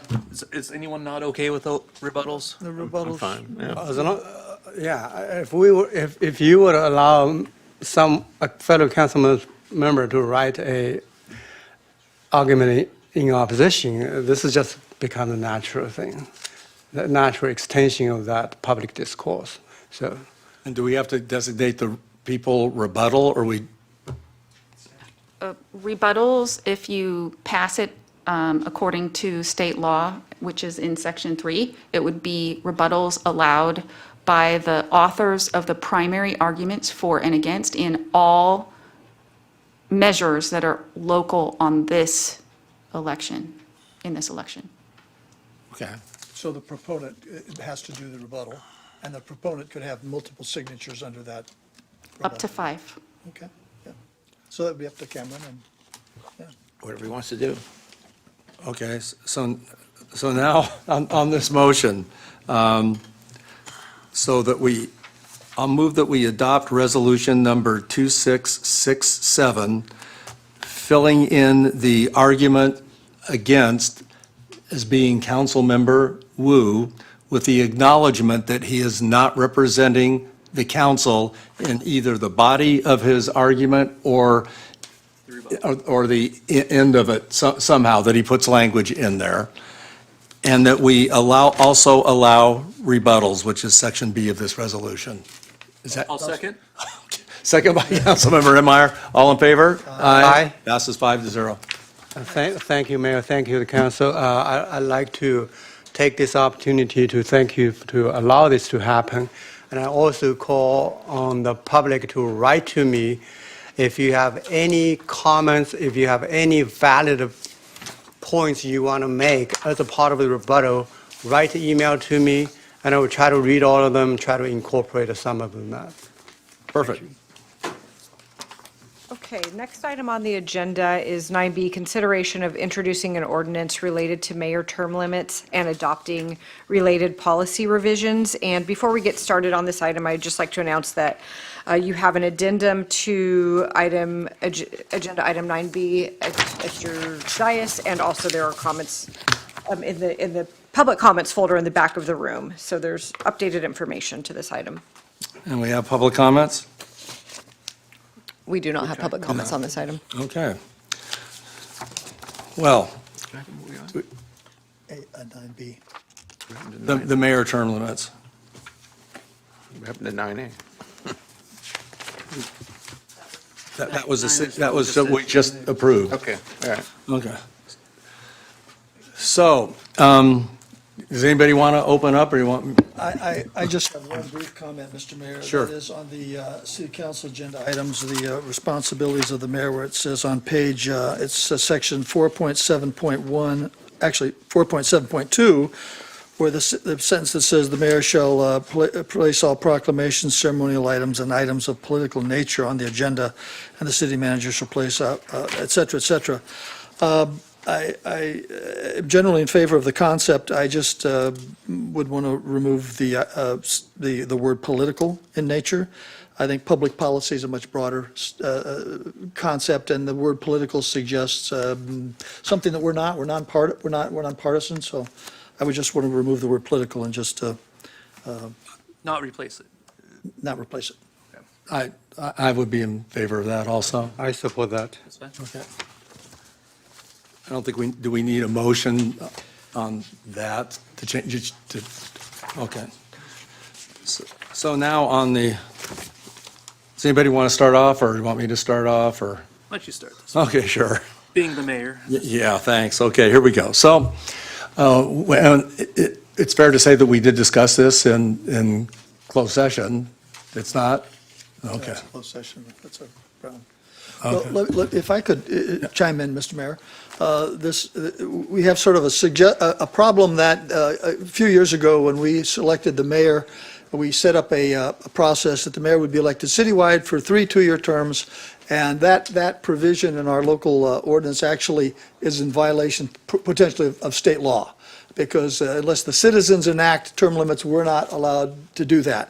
So we're addressing this issue, and what we'd like to do, what my thinking is that the citizens of San Clemente have already made it very clear that they like our council members to be limited to 2 four-year terms, maximum of 8 years, and that the election of a mayor tweaks that a little bit, and I would just like to incorporate the time frame for the mayor to serve a total, since the mayor is a member of the city council, that the total term of a mayor/city council, or just mayor, serve no more than 8 years, and that the term of mayor be incorporated into the 8-year limitation that we currently have. And then we also, instead of 3 2-year terms, make it 2 2-year terms for mayor, because that makes the math work out to where it could be a combination of however they want to do it, but 8 years total consecutive. Then they can take 2 years off, and they can either run for mayor or city council or whatever after that. Right. Yeah, I'm in agreement. Does anybody So else have any we'll comments? need if there's a motion to that effect, we need the staff to come back with a ordinance incorporating that language. Yeah, my recommendation is to give staff direction to come back with that ordinance. Okay. I will make a motion to have staff come back with an ordinance incorporating that the mayor be considered a city council member, and in terms of their term limits and the amount of time that they can serve, no more than 8 years total.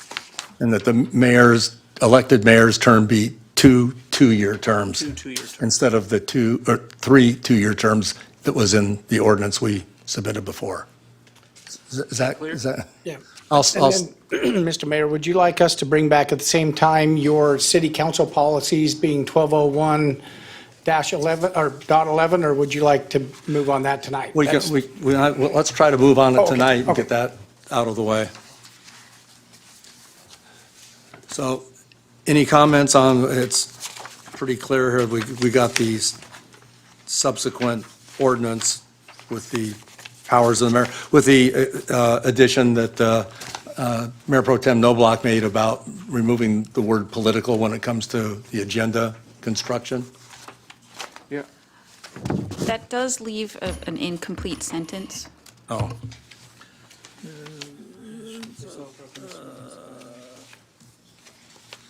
That the mayor shall place all proclamations and ceremonial items on the agenda, and the city manager shall place all operational and business-related items on the agenda. That works. All right. Is that clear? That's very clear. All right.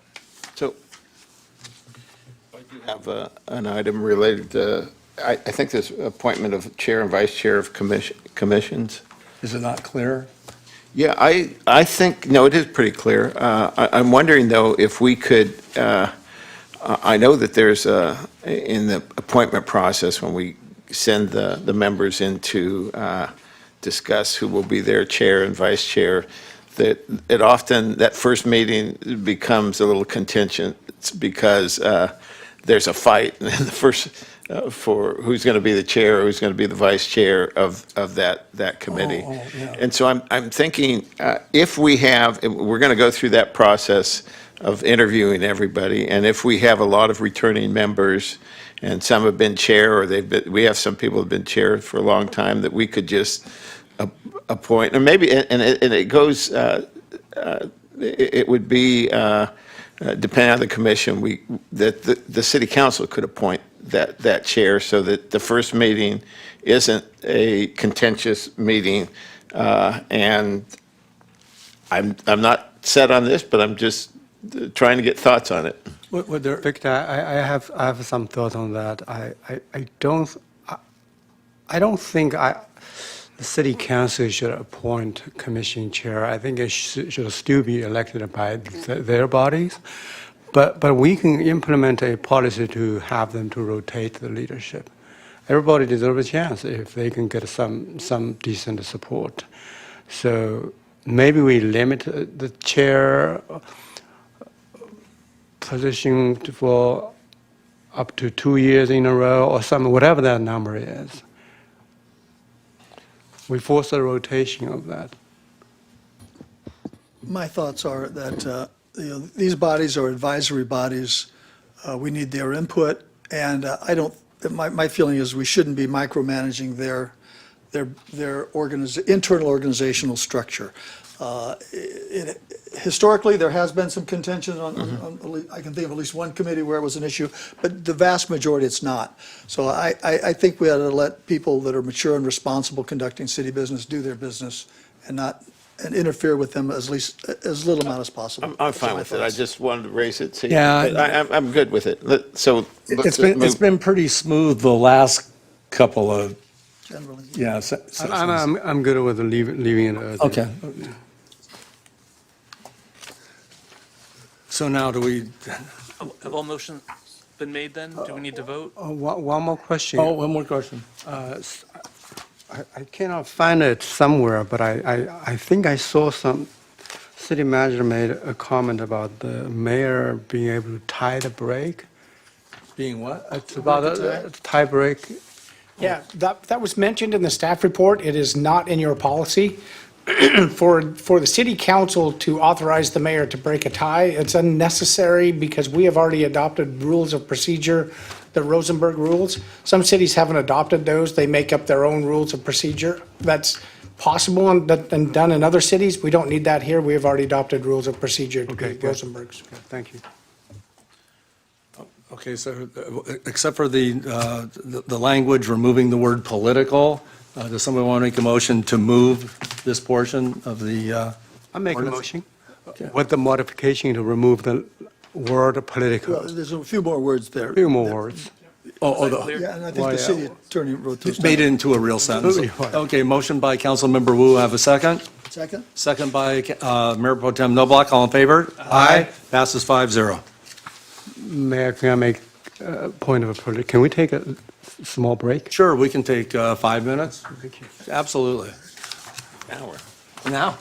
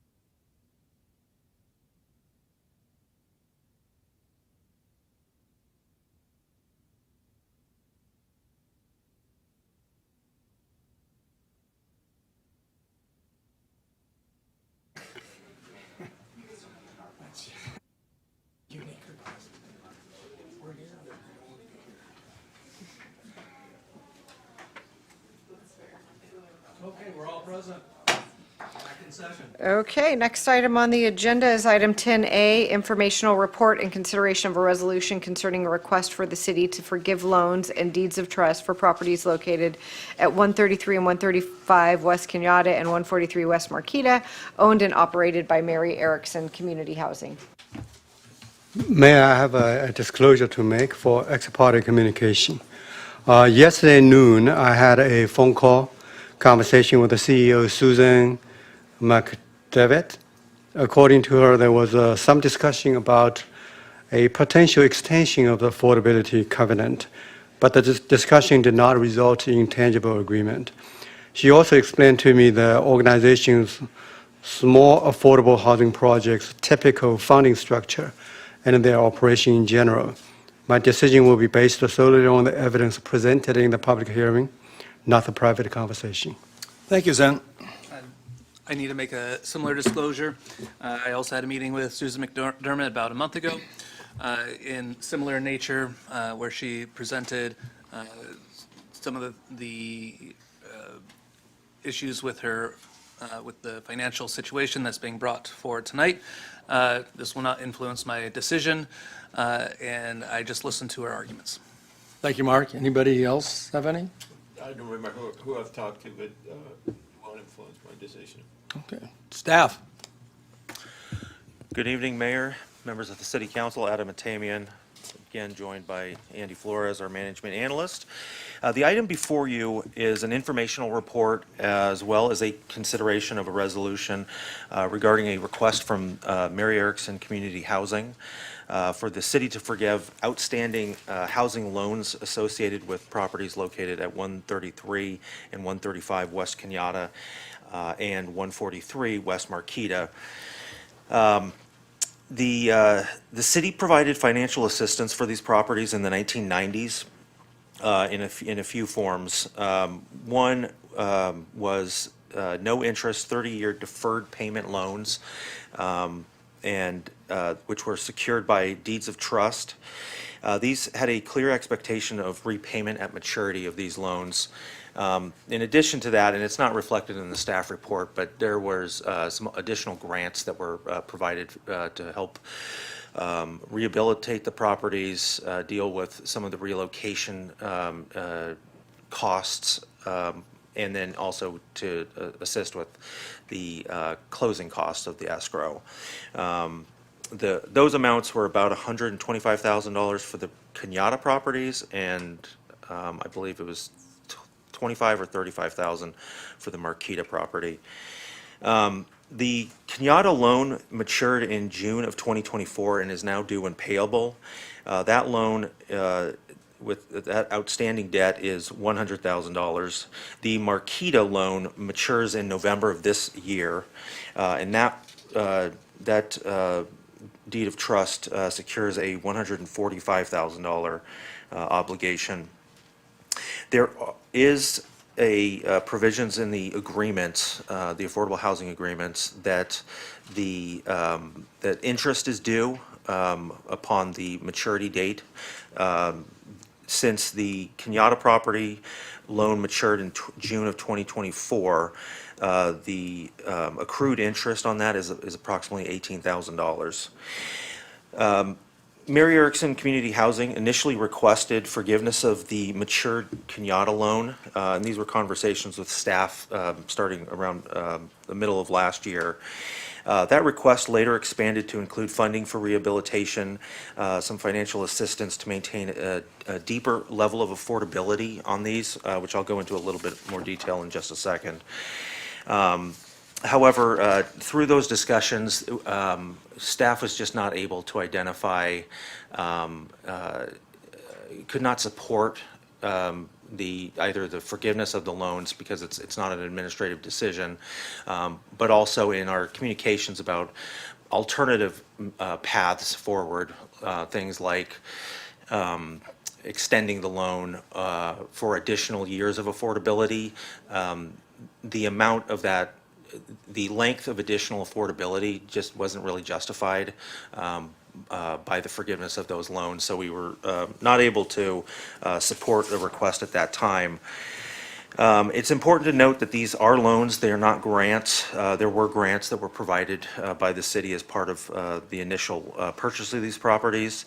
The request for forgiveness would eliminate a valid repayment obligation owed to the city. In terms of the affordability, it's also important to note that the properties are subject to the city's affordability requirements as well as the county's affordability requirements.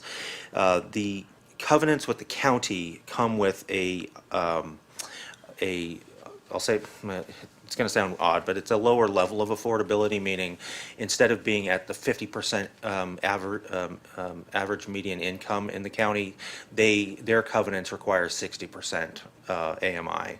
So those covenants are still in effect, and for the Kenyatta property, they're required to maintain that affordability with the count in compliance with the county's covenants until 2034, and the Marquita property has affordability from the county until 2051. So these properties will still maintain a certain level of affordability, regardless of what the council decides here.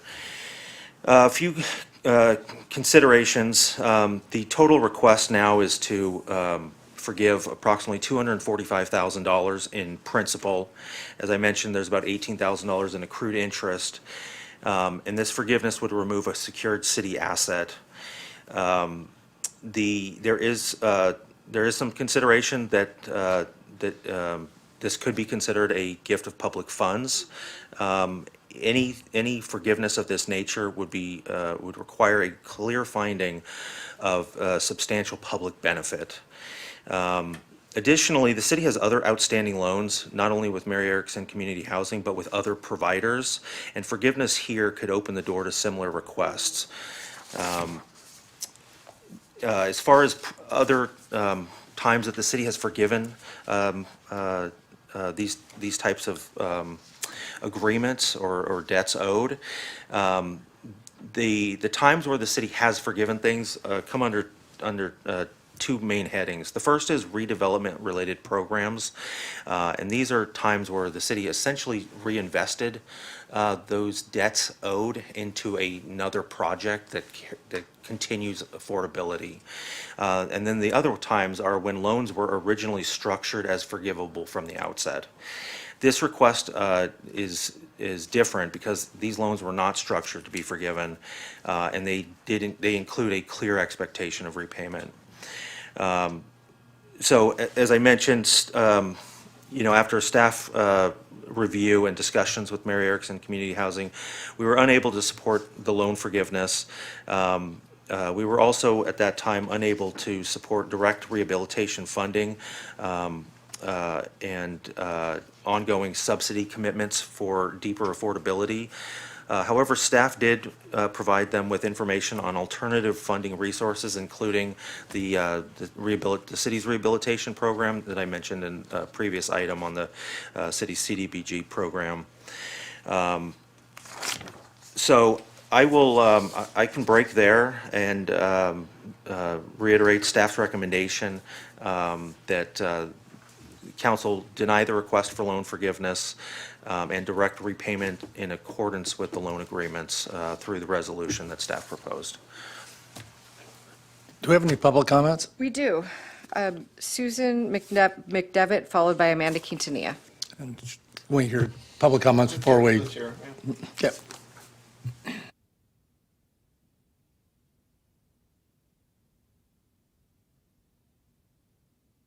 Good evening, Mayor and council members. My name is Susan McDevitt. I'm the Executive Director for Mary Erickson Community Housing. And before I start with my comments and continue, I would like to respectfully request an extension or a deferral for hearing the item tonight. The reason for that, one of our board members, Doug Bistry, he attended the last meeting with us and has been very closely involved in this process. And he was, in fact, I think around 30 years ago when we initially did this. So I would like to respectfully request that if possible.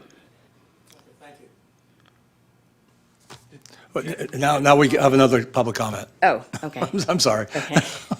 Amanda If you have Quintanilla? comments, it should that not occur, then I can continue with my comments. Sorry, did you have more comments on? I have comments on it. as Oh, well. I'm, Sorry, we thought you were finished there. No, I was just requesting that if we could hear it at another date, at a future date. well, we can't discuss that right now, but we'll discuss it after your public comment. Oh, okay, very good. Then, in continuing of that, I want to acknowledge staff because I know that they have worked on this previously, and we appreciate that effort. The city loans we're discussing are not private commercial loans that you would usually see. They were made as a part of an affordable housing efforts to support properties that have, and in this particular case, very, very, very low income restrictions. Metch has owned and operated these properties for 30 years as affordable housing for very low-income households. Public purpose for the loans has been fulfilled and continues to be fulfilled through the preservation of affordable housing. So the question is not whether there's a loan balance, because it does exist. The question is whether repayment right now best serves the city's affordable housing goals, or whether forgiveness in exchange for affordability extension would better preserve the public benefit the city originally intended for these properties. We do not believe loan forgiveness in this case is a gift of public funds. A gift suggests that the city is not receiving anything in return, and that's not the case here. We could potentially structure a proposal working with staff that gives city a clear and measurable public benefit in exchange for resolving these old loans. One concept is that we're willing to discuss is providing continued deeper affordability at the Kenyatta property, keeping the property at 50% of area median income, which is the very low income level, for the next 8 years, which is as long as the property is restricted for the county covenants, because all the covenants come off at that point in time. So this could provide greater value to the city and the community rather than repayment. The staff did acknowledge in the report that affordable housing preservation and deeper affordability are recognized city policy objectives, and we believe this option deserves serious consideration before the council adopts the denial resolution. Forgiveness would not be moving public resources into private hands for private gain. It's keeping affordable housing resources within affordable housing, and it allows our limited dollars that we have to focus on property preservation. Thank you. Amanda Quintanilla? I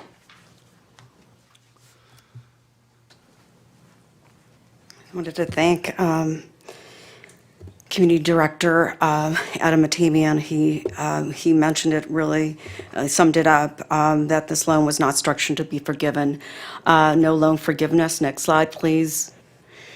So the deed of trust associated with 133 and 135 West Kenyatta matured on June 28th, 2024. So that was 30 years and we're to pay. So let's say a person has this loan, it's $3,333 per year, approximately $278 per month. And that interest was $18,000, which should have been owed to it. And look at the right side, that's all the tax history, $37 and $28 a year. That is ridiculous. Next slide, please.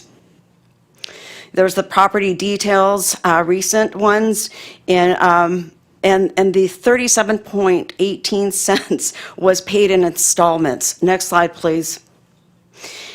I went there, I used to walk a neighbor's dog, and the condition of it, paint is chipping, there's rust on the bars, there is a fence that's falling down, again, there's this interest on the side, it is terrible, the trash cans have holes in them. Next slide, please. Here's the property tax for 135 West Kenyatta, again, $37.18. Paid in installments. Next slide, please. Here's one for 143. Again, you could see what was the taxes. So they have benefited for 30 years paying low taxes. So not just on one property, but several properties. Next slide, please.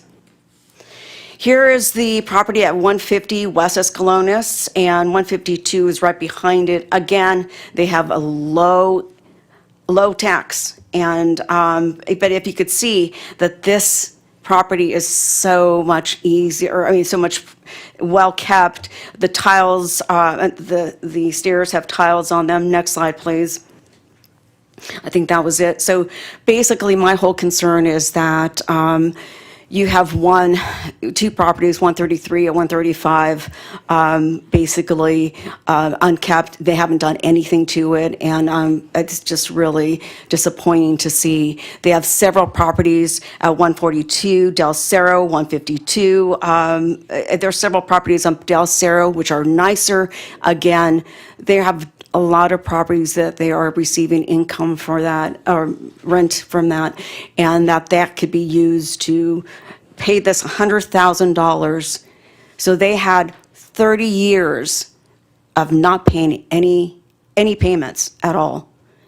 And to me, it's just amazing, you know, because as a single parent, I would have loved to have this kind of loan. Thanks a lot. Thank you, Amanda. Do you have any questions of staff? Mayor, I do. Adam, I heard from Susan that essentially she's offering to extend the affordability at a 50% AMI to, she said 80 years, but maybe it's 9, whatever the time the county covenant expires. Is that materially different from your previous discussion with her? Do you need a time to evaluate this? No, that tracks with, I think, some of our previous communications. What is important there, though, is that the $100,000, if it was to be forgiven, that it's meant to cover the delta between the rents that would be charged at 50% AMI versus the 60% that they're still required to provide according to the county's covenants. And so that $100,000 would be spent to get affordability from 60% to 50%, which for 8 years, that sounds like a nice number, but as far as what that $100,000 is actually doing, I don't think that's a very good I don't think that's a very good deal in terms of the public benefit. You know, granted, the value of money has changed a little bit, you know, over the last 30 years. But, you know, initially that $100,000 along with another $125,000 coupled with some, quite a bit of county funding purchased, you know, all of these units to go from market rate to affordable. And so for another 8 years for, you know, just to keep that affordability from at 50% from 60%, I just think that there's probably a number of other ways that we could use that $100,000 that would be more impactful. So in the past, the city gave them $125,000 grant to drop it from 60 to 50% for 30 years. It was market rate before they purchased it. So that $125,000 grant and the $100,000 loan was to take a market rate units and convert them into 50% AMI. They're still required to be, so the counties, it's interesting that the county's covenants are a little bit different than the cities. They've been at 50% because the cities required them to be at 50% AMI. The county says you have to be at least at 60%, and so that only kicks in once they satisfy their debt obligation with us, or there's some decision to modify the expiration date or something about that loan. So your assessment is that for $100,000 to continue that covenant and to drop it from their currently obligated 60% to 50% for the next 8 or 9 years, that does not provide justifiable enough public benefits? You know, that's a policy decision. In staff's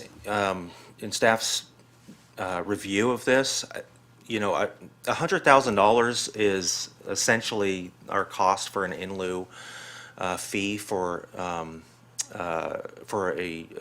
required affordable housing unit in large developments, meaning that that's the cost that we collect if somebody's not going to build a required affordable unit, so that in a larger project, we can pay for a whole unit that would be affordable for 55 years. So to keep 8 units at an affordability of 50% rather than 60% for that same amount of money, I'm struggling to see that that's the best and highest use for those funds. Thank you. Other questions for staff? So do they make payments on this loan? So the idea was at the end they would have money for a big balloon payment? That was the... Well, I think there's multiple options for how this could go. In this instance, since there's county covenants that require them to maintain affordability beyond the city's 30-year affordability requirement, that would appear to be the intention, is that over that time they save the money to make that balloon payment at the end. These properties are worth substantially more than the amount that they owe the city. Could they go to a finance through conventional loan? I believe they could. So they could refinance a $2 million property to get $200,000. That's an option, right? I believe that's an option. I think the representatives from Mary Erickson Community Housing probably be able to speak on that a little bit more. Okay, and is this property secured with a deed that's subordinated to the city? So the deed of trust, I believe, is junior to the county's. I believe the county has deeds of trust that are securing their financial. Okay, so obligations. But again, our $263,000 isn't secured by anything. We'd have to go to collections or something on it to get our money back? We haven't explored the most extreme methods of collecting this money, but I believe that it would generally call for a foreclosure, requiring a foreclosure on this. Okay. A question, are you sure that the county obligations are superior to our loan obligations? I'm not. That's a huge issue. That's a big issue. Yeah, I'm not. Even if it weren't, even if we were subordinate, I think our collateral is still extremely strong. Yeah. Anyway, it'd be nice to know that, but. Yeah. Question for you. Have you worked with them at all in looking at readjusting our own loan, or perhaps doing a new note of, a 5-year extension or a 10-year extension? Have you been in conversation with them about that? My recollection is that we had discussed a number of options. One was essentially forgiving the $100,000 loan in exchange for carrying out additional years of affordability. Another one was just extending the expiration date on that. But again, there were a lot of kind of moving parts with this, and other things started to come up, like requesting additional funding for rehabilitation of the properties and some of those other things. So we didn't explore every single potential. It was clear after a number of meetings that what they saw the value in that $100,000 was a little bit different than how the city saw that same value. Councilmember Cabral? Yeah, can you help me understand the gift of public fund discussion? Yes, so the issue comes up that the city, it's a gift of public funds when the city gives monies to private organizations without a clear and substantial or equitable return in public benefit. The the grants and the loans that were established for this were made in contemplation of the value of the amount of affordability and the number of units that this project provided. Had at that time this been structured as a forgivable loan, that would have been part of the analysis that the provision of those affordable units is a equal public benefit to the city's entire I'll call it compensation package of loans and grants. After the fact, to change that calculation takes this out of a place where there's an equality between what's being provided by the organization in affordable housing and what is being provided in as far as the city's compensation. So hopefully that answers the question. Okay, let me ask you this. Let's say, want to explore this. Let's say we have a lot of low-income people that still live in that area that probably would qualify for low-income housing, that might have bought their house 20 years ago. Could they come to us and say, we owe, $25,000 on our house, but we're low income? Can you help us give us the $25,000 and we'll remain here as low-income housing for the next 20 years? I mean, is that, can we envision other people doing this or coming here? So the answer is no. That type of request would be a clear gift of public funds. How is this different? Well, no, it's not. It's technically not different. I mean, in a really simple way, if they were to repay the $100,000 and then the city turned around and gave them that $100,000 back, that's essentially what's going on here. The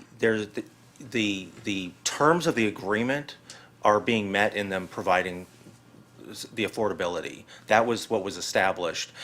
There was a few things that are required as part of that agreement. One is that you provide affordable housing for a certain defined period at a certain level, and when you also maintain the property, you do some other things, and also when the deed of trust matures, you repay the city. That was the agreement. So we're really just talking about fulfilling obligations. Councilmember Wu. Yeah, Adam, I'm looking at your report. It's on page 3 of 6. Toward the bottom, the third and last paragraph, it reads, to remain consistent with the county covenant period and maintain affordability of the Cañada units at a 50% AMI, MEC identified an annual affordability gap of $35,280, representing the difference between to the end.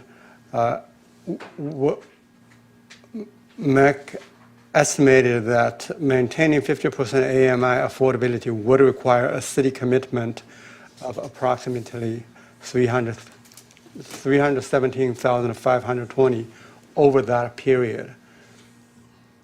Do you agree or disagree with the analysis? Is it in line with?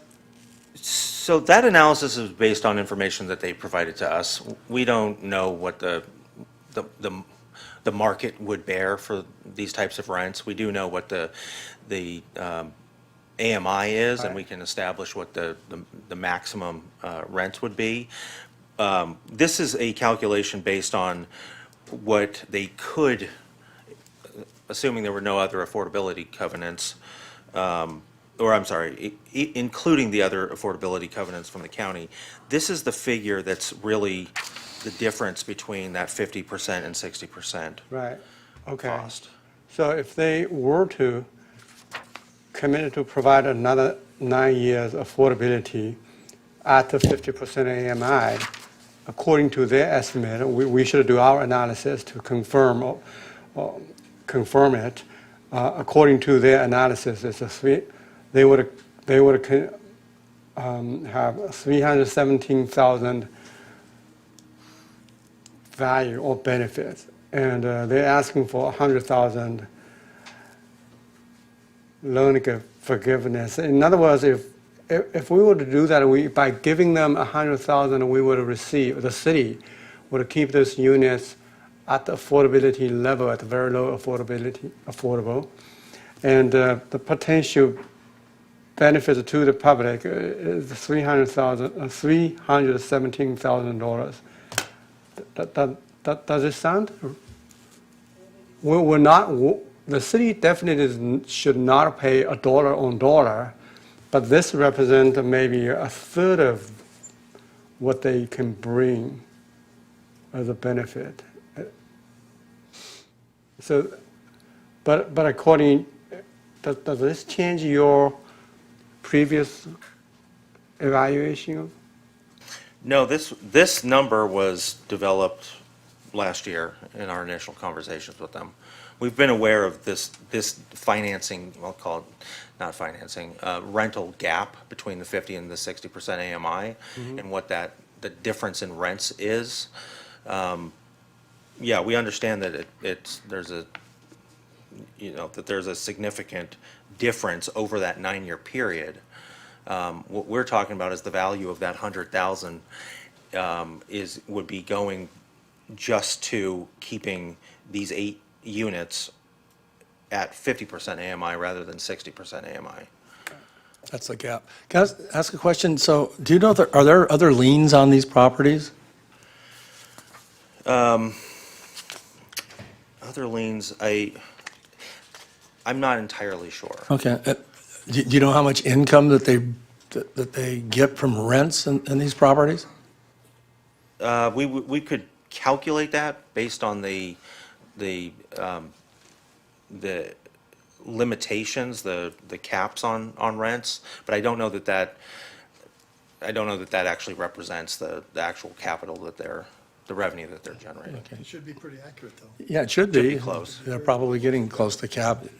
Councilmember Enmeyer? Yeah, just a question. If, let's say we collect on this and they are unable to pay back this 100,000 and the extra costs as well, take me through what would happen next. We would try and take the property. What would we try to do? And then what would happen to the people in that property? Well, that's a good question. I'm not entirely sure what the process would be from here, and that's for a few reasons. One, they still have affordability requirements from the county. They are required to maintain these as affordable until the deed matures and the debt is paid. Or I should say this, based on, it needs to be maintained at the city's level of affordability until one of two things happen. Either the debt is repaid or the deed of trust matures, whichever is later. So the non-repayment of it requires them to continue to maintain them at the affordability. It also just happens to accrue interest. So if we wanted to call this loan, so to speak, I would need to talk with some other staff about what the next steps for that are, because I don't know that would a foreclosure would be what actually occurs. Councilmember Cabral? Yeah, I'm trying to understand, where do the rents go right now? There's rents collected. Do we know where the rents go? Not to fixing the places up. That's a great question. The representatives from Mary Erickson could probably answer that.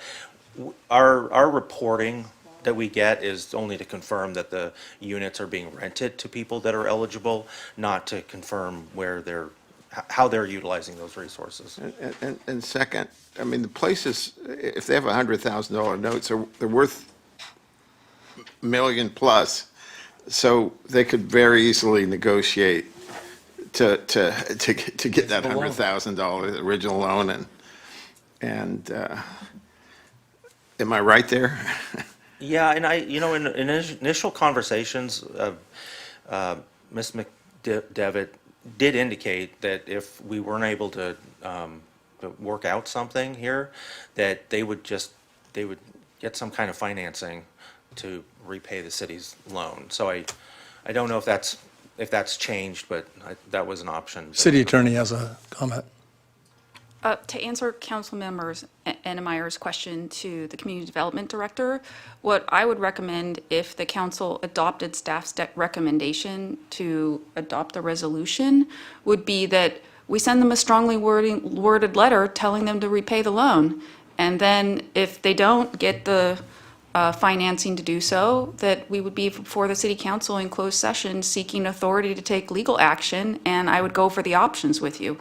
So I would hope that they would make payment as demanded, and that wouldn't be required, but if it were required, we can collect attorney's fees from them under the terms of the loan. Okay, any other questions for, can we go to discussion? I don't have a question. Okay, discussion? I don't have any questions, but discussion. Discussion? Are we closing the public? This isn't a public hearing. Oh, okay. So, I you want to start off? Sure. I think there are a few information we need to find out. For example, what is the city's position on the lien? Are we a junior? Are we a senior? And so on. And also, if the city were to decide to call the loan, foreclose, the city doesn't want. City is not a property manager. And I think we need to bring it to the closed session to talk about it. Yeah. My thoughts on this are that I'm troubled by it. You know, everybody wants to help people, and the law allows people to help other people that don't have a large income, and we all appreciate that and understand the importance of that. My concern in this situation is the management responsibility. 30 years of no interest, 30 years of collecting rents, even though they're reduced rents, that's cash every month for 30 years that have been going into this organization. I'm sure that people that work for that organization have received paychecks for 30 years while this is going on. We haven't, but they have. Management concerns me greatly. You know, we have a national epidemic right now of problems with NGOs and nonprofits. And I'm not just suggesting, I'm not trying to make aspersions on this organization, but we have a national epidemic of governments being taken advantage of in the name of compassion and help. 30 years to pay a relatively small loan is a long time. And I'm concerned about the management capabilities to make this thing happen. I'm concerned that even whether we're junior or senior on our loans, you know, we have a number of options. The city attorney can educate us on that, but one of them is a receiver. We don't have to take the property back, and we're not in that business, but there are professional receivers that I'm sure would come in a heartbeat and manage this operation to the standards that have been established and collect those resources and make those mortgage payments. So I'm concerned. I'm in favor of denying this, and I think it should be denied with an exclamation mark. I think we've been taken advantage of. We've been, I think there's been a desire because of our compassion, and this council has expressed compassion in a number of areas with FAM, with other situations. So I'm troubled by the management of the organization, and I think we should deny the resolution and look at our legal options, and they're plentiful, and I think that we will be made whole, and I think the people that are getting reduced rent will continue to get reduced rent, whether by us or whether by a receiver or by a court-appointed keeper. It won't be costing us anything because there's tons of equity, I'm sure, in that property, enough to make us whole in terms of our debt, in terms of our legal fees, and in terms of paying the receiver to come in and operate this thing properly. Those are my thoughts. Victor? I would agree. I concur that you know, they cut a good deal, and I think it was a great deal and a great opportunity for them. But you know, the deal has ended. I think they hopefully will be able to continue it, but there's enough equity in there for them to make their way out of it, and I think they will. Mayor, my motion would be that we continue it to either next meeting or 2 meetings from now to give staff a little bit more time, and also perhaps the housing organization is more willing or more open to continue the discussion about extending the affordability. My understanding is it's a matter of the number. If 9 years is not enough, what about 20 years? What about X years? We don't know. So there is a possibility that we can find a middle point to solve this issue. Councilmember Enmeyer, you have any comments? My only thought on this is that $100,000, I can understand from an organization's point of view of, even though it is 30 years, there are costs that come up, especially in affordable housing issues, that are oftentimes unforeseen, that oftentimes you have to dip into those savings in order to cover those. There's reasons why those houses aren't fully maintained in to the standard that we might expect. And that's often because they're not receiving full rental market rate. And so, yeah, I do believe that it could have been better managed, but I'm also in the disposition of forgiveness as well, in terms of is there a way to find a middle ground of saying, can we give them a new note of, let's say, 5 years of a current market rate interest rates to repay that $100,000. So I'll propose that, but if that's not the will of the council, then okay. Yeah, my issue, it's not $100,000, it's like $263,000 really. And the management part, I've been a landlord in the past, not now, thank goodness, but what is the business strategy here? We're going to take this money, we're going to go 30 years, and at the end, we're going to ask to extend it? That's a business plan with no attempt. If they would have come in and said, gee, we got this much money to pay the note and we'll pay it down, I'd be great, but there's been no indication. That's our plan. Give us more and extend it and let the next council deal with it. Even if you got $200 a month out of those things for 30 years and those 8 units, you'd think that the stairs wouldn't be falling down and the fence is falling down. I'm really concerned about how these have been managed, and I'm not optimistic that they can do any better. I wouldn't be opposed to sending them the letter, like the city attorney said, hey, pay or quit kind of thing, and then we get the information back to them, what they're proposing. Maybe this was just throwing it up against the wall and seeing if it sticks. We'll give them another meeting, another 30 days maybe to come back after this letter is sent and find out if there's a different feeling on this. I think I would support this approach. You're moving the staff recommendation. What is? Deny the To deny the request, absolutely. That's to approve Resolution 2682. Yes, I'll second that motion. with the understanding that we will still send them the letter, isn't that correct? Right, saying We'll send them a demand letter, yes. the debt is owed, and, yeah, you call it, as a landlord, you call it the pay or quit, but it's basically notification that they're in default, and Okay, the process will go forward if they don't take appropriate action. Okay, that's my motion. It's been seconded. Seconded by Mayor Pro Tem Noblock. All in favor? Aye. Opposed? I didn't hear yours then. Aye. Aye, okay, passes 5-0. Thank you.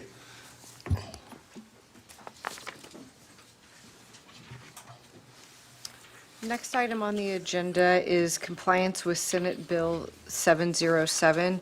Mayor and council, this is a policy before you to discuss disruption or telephonic internet service, disruption of telephone or internet service during a city council meeting. This goes back to SB 707, which the mayor addressed earlier this evening, where in July of this year, we have to begin a two-way communication for council meetings. We have to allow the public to participate via either telephone or video.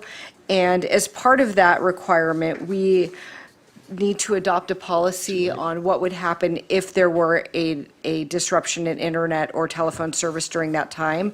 The city council is required to take up to a 1-hour break to figure out a process to either fix the disruption in service, and from there, they would either continue the meeting or continue on with the meeting, depending on items on the agenda. So this is just a formality to adopt that Are policy. there any public comments? No. Oh, sorry, excuse me, I didn't see that. Amanda was supposed to be in while she was Was it- reading. Point of order, man. that card was too What do you- late. Sergeant at Arms, remove this woman. Uh-oh, I have to go. What's Brad's, don't do that. We'll have Brad come over here. Amanda Quintanilla. Thank you. I'm really concerned about this. I know this is new for a lot of people for Senate Bill 707. However, there are people that rush from work or wherever. And so if the Zoom public comments are done before, then it really disenfranchises people that are coming in, late, not late, but on time, because they're, that's just the time that they come in because they're at work or wherever, daycare issues and whatnot. So, this is really disenfranchising a lot of people or some people, and I really wouldn't want that to happen. So, I think, in the spirit of First Amendment rights, I don't know how this was able to pass through. I understand that Zoom meetings are wonderful. They could submit public comments.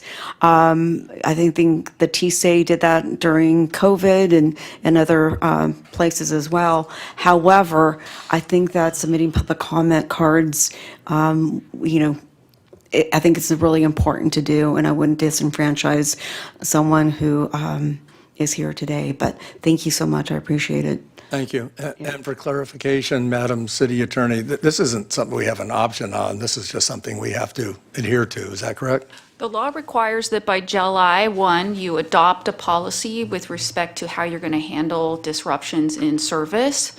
You do have discretion to modify the policy in terms of what steps will be taken.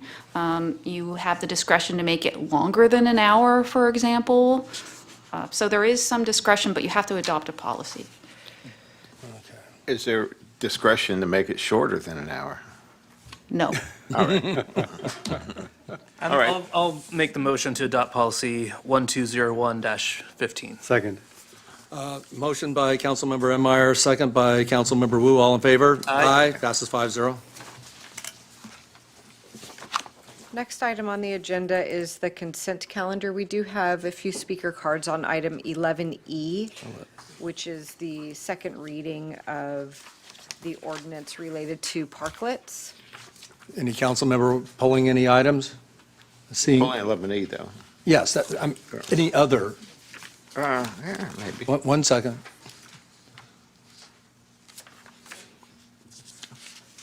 No, I'm fine.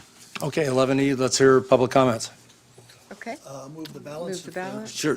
Motion to move the balance by Mayor Pro Tem Noblock, second by Councilmember Enmeyer. All in favor? Aye. So moved. Okay, Amanda Quintanilla, followed by Mickey Rathman, followed by Tyler Bowden.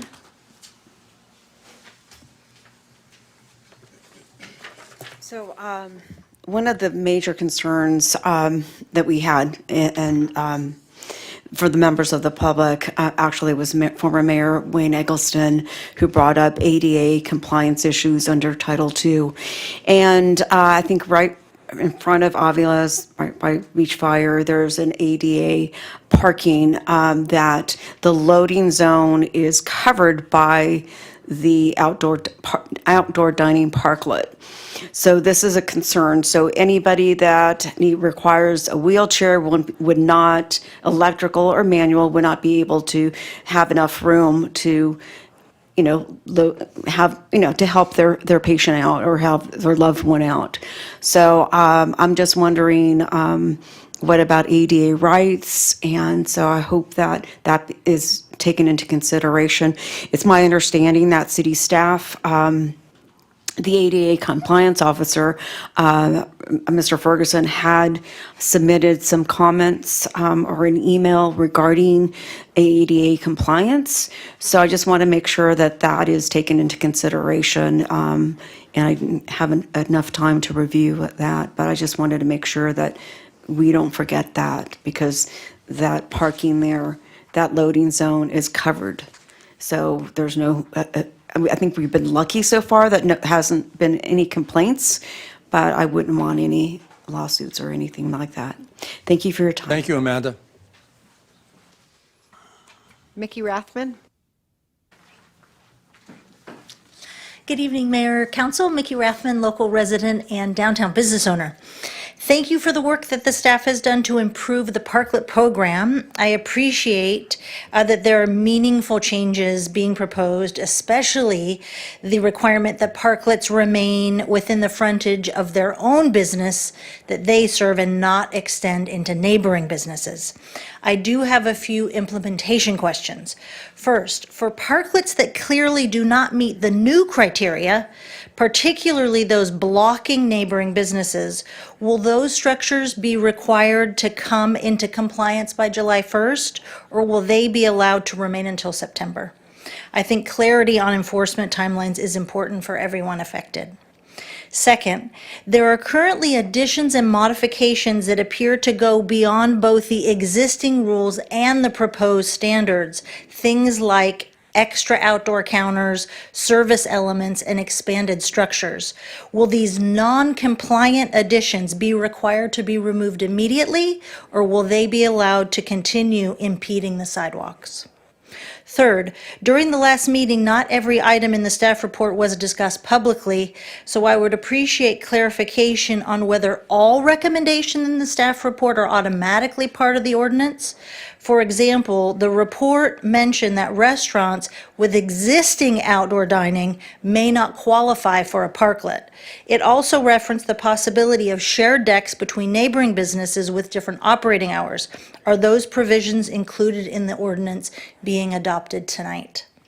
And finally, I would encourage the city to establish construction guidelines for the removal and reconstruction process. In the past, deck installation and removal has caused disruption downtown, blocked sidewalks, construction vehicles occupying parking, lumber and sawdust affecting nearby businesses, and excessive noise during business hours.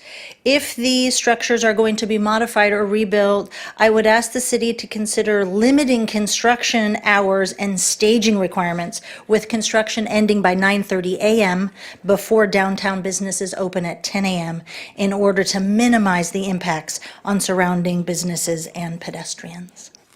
Thank you very much. Thank you, Mickey. And for everybody's clarification, the parklets, the new guidelines are September 30th. The council voted 4-1 not to make them take it down on July 1st, but to extend it to September 30th for the modifications. Your other questions, I'll talk to you later. Tyler Bowden. Good evening, Mayor and members of the City Council. Tyler Bowden, resident of San Clemente and current chairman of the board for the Chamber of Commerce. First off, wanted to say thank you all for being at the State of the City luncheon on Friday. It was a great event. Mary gave a great speech, great video by Miley, and thanks to City Council and staff for being there.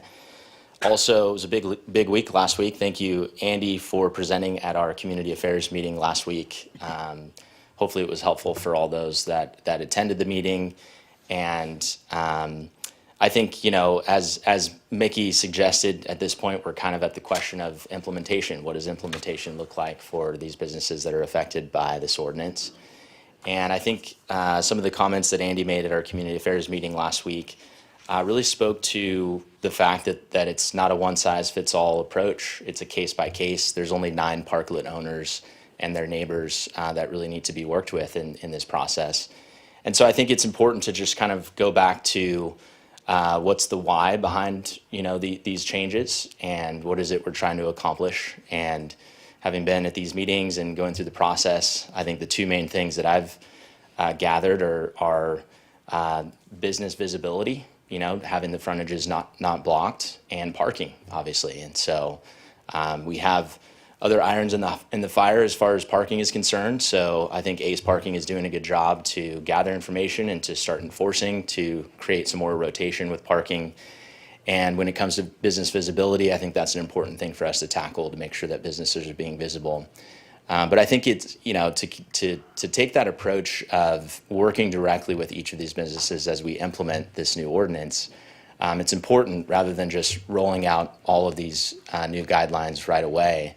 And it's also important, I think, to consider I know I keep saying it, but the ceiling of the street. I know we can wait until 2029 to do it, but it's maybe an important consideration. Do we want to have a newly slurried street when new visitors are coming to San Clemente as the host of the Olympic surfing event?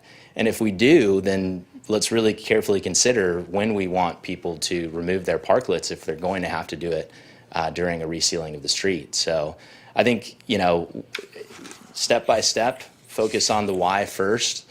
Let's target the real problem situations with business frontages, and then really consider what the process is going to look like from there, so that it's minimal impact to all the businesses that are impacted on Del Mar. So thank you for your time. Thank you, Tyler. Great comments. And again, for clarification, our city manager has taken it upon himself to meet with each individual parklet owner to help them navigate through the process.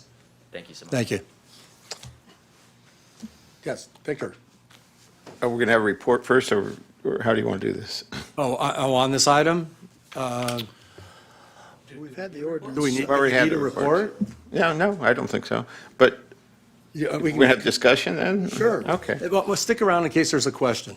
Staff's available for questions. I also have had the opportunity to talk to many of the businesses, and the chamber went and saw many places. I think I have some photos of some places which beg the question of we're fixing issues that aren't really issues, problems that aren't really problems. In some cases, there are problems, and you've identified a few of them where the businesses have legitimate concerns, and they need to be addressed, and there needs to be modification. But there's a lot of other, do we have any of those? I don't know that you sent them to me. Show those other ones with Cinco de Mayo again. Yeah, show those, okay. Yeah, that's all right. I'll just go ahead and start. There's a couple of restaurants that we went. Actually, I went with Tyler to one of them, and the neighboring business is their business, and the other neighboring business has a parklet. They all agree that they don't need to change them, and if they are forced to change them, they'll take an additional space. There's a couple too where, and I don't know if the neighbors are concerned about the angular parking, but if we move from 2 angular parking to 2 in front of their store, because their store is not lined up with angular parking, and this came from Zen Wu, who brought it up at the last meeting. That's where I don't want to steal his idea, but it was, you were going to end up taking an extra spot because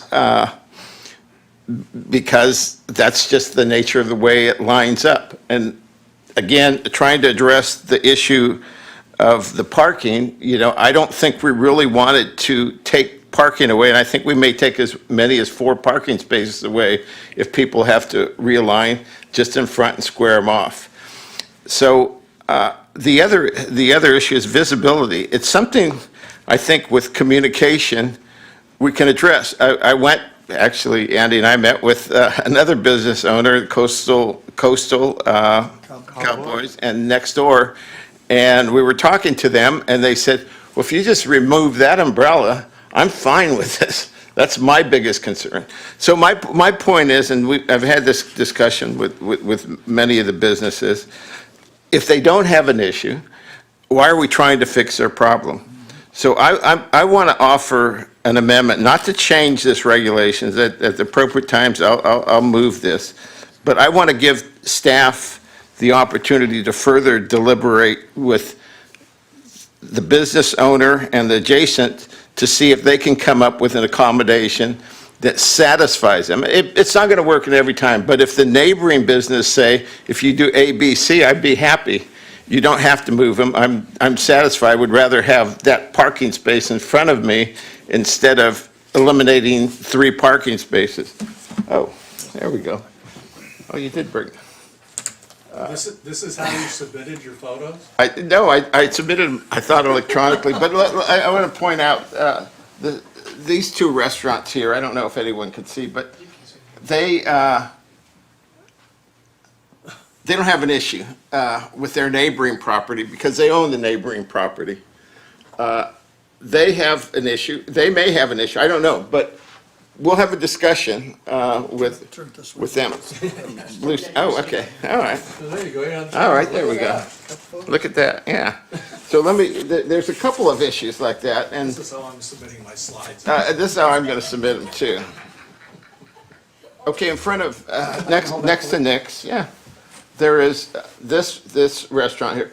This adjacent business, I don't know if they have an issue, but if they have an issue, they can square them off. But if they're required to square them off, they will take 3 parking spaces.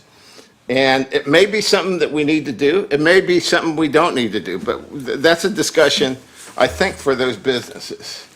Here is another example of this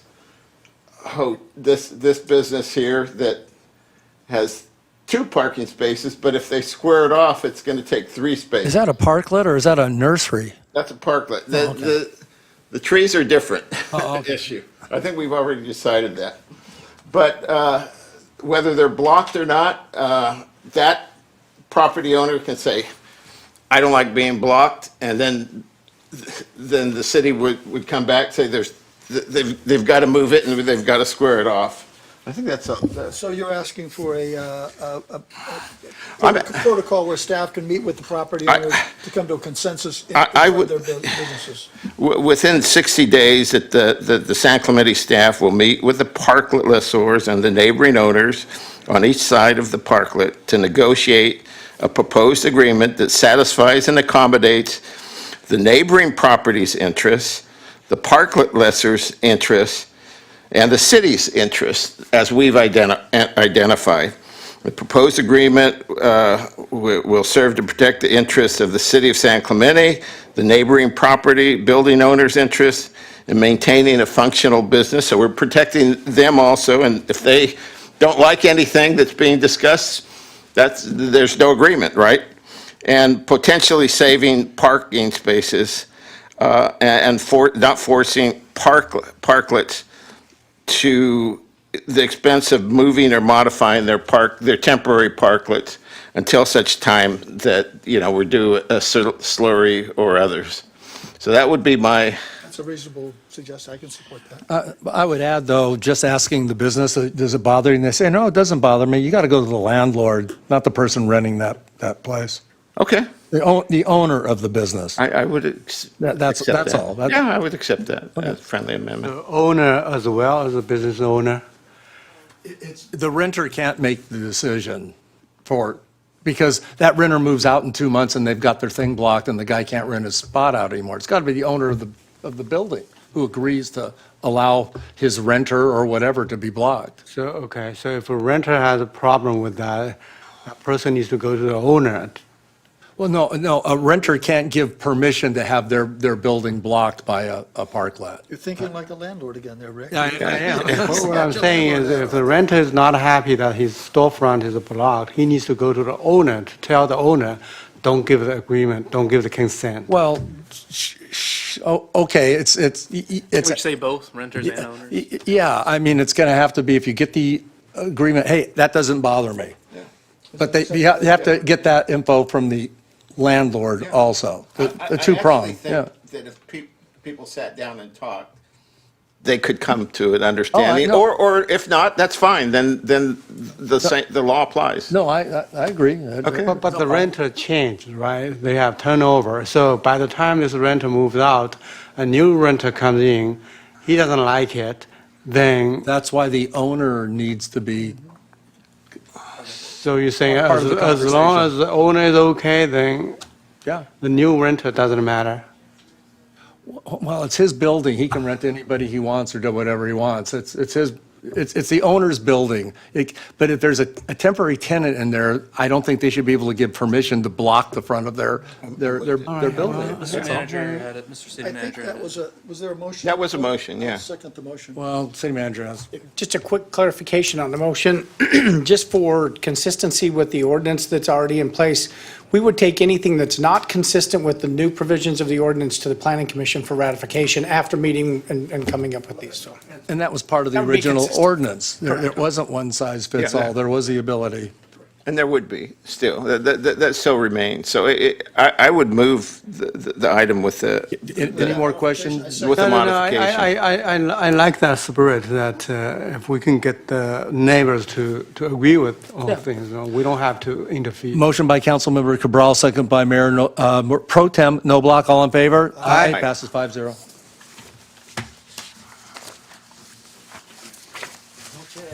Next item on the agenda is oral communications. I do not have any speaker cards, so future agenda items. Okay, I don't think this member of the audience was here for my speech. We have it. Oh, In the future, we need to have those cards in when the item is being called. That's the new thing. It's a $10,000 fine. Yeah.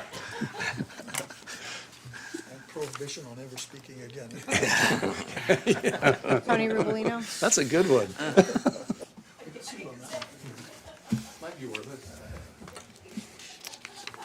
All right. Well, the town hall was an absolute disaster. Mark, I'm not sure exactly. It was like a far left extremist convention. We had Foley's reps. I think Foley's got more important things to deal with. A disaster on our hands with the landfill. We had San Juan Capistrano council member Sergio here. Why? What on earth does he have anything to do with what's going on in town here, other than the fact that he's Chris Duncan's replacement to run against Lori Davies? So it was, and Duncan got to make a 7-minute diatribe. If we do not have parameters for how town hall operates, we need them. The last town hall that I went to, actually, I think, Rick, that's probably where we met, was with Laura Ferguson and Dan Bain. And that was many years ago, and that was a very successful town hall. What happened last week was pretty ridiculous. We've also got some audio that came out, and it was kind of interesting, and I'm curious to see what your all thoughts are. Also, we don't know the legal and political exposure. Again, we won't know if this is used nefariously or in conjunction with other federal agencies. We just won't know, and then that also puts us at risk legally as well for going against SB 54. Mark seems to indicate that the city of San Clemente is now in legal jeopardy as a result of incorporating the camera that is going to be the maritime surveillance camera. I would love if council or the city manager or the city attorney could opine on that. Are we at least? Just Mark bloviating. So that takes care of that issue. The other thing is the district elections. I did send a letter, and I am curious, as we all know, that SCOTUS ruled. And of course, states are already going into effect to redistrict, to get rid of their gerrymandered districts. Now, from what I've seen so far, it's affecting congressional districts.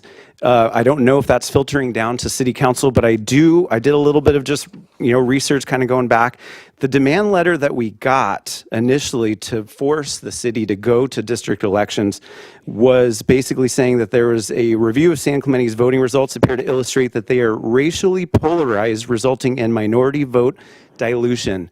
So if that's the case, if we're in district elections because we were in violation of the law, are we now in violation of the law that race cannot be considered a factor in district elections?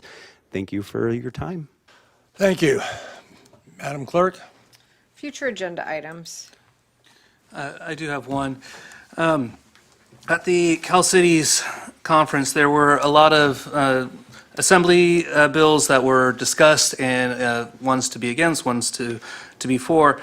And this week, our South, or Orange County, Cal Cities representative sent out a letter discussing certain bills that Cal Cities is in favor of or not.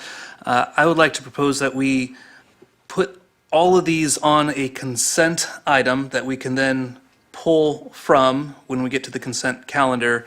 But they're everything from supporting AB 1708, AB 18, I mean, I can go through and read them all, for in support of these bills that Cal Cities is also in support of, and writing letters for ones that they are not in support of. But again, to put it on a consent item and then pull them off one by one if we need to. Are these something that, without the staff going through them, is something we can just pull up and take a look at Yes. without a staff report? Yeah, in fact, I can forward this email to all 5 council members. I would prefer the staff to look at them because we're not supposed to have those internal communication among council members. I'm talking about just kind of go up and look at it from the Cal Cities website or something, Oh, AB okay, bill, whatever. okay. So the staff doesn't have to go through it. There might be some good bills on there that we should support, or some bad ones we Only, should. only if they are related to San Clemente. Right. Yes, these are all, so the whole idea of Cal Cities is local control, all about San Clemente local control. Okay. So, and again, if there's ones on here that as a council, you say, oh, I'm not for that one, but one of them is like AB 1942, which is about e-bike license plates. Oh. So there's things on here that I would just like to propose that we can put on to the next council meeting, either as a consent item, and then pull from them one or, like, the ones that you are in disagreement of, or we can just pass them all. How many of- How would they, where would they come from? Every So- bill that's been introduced, or would you? No.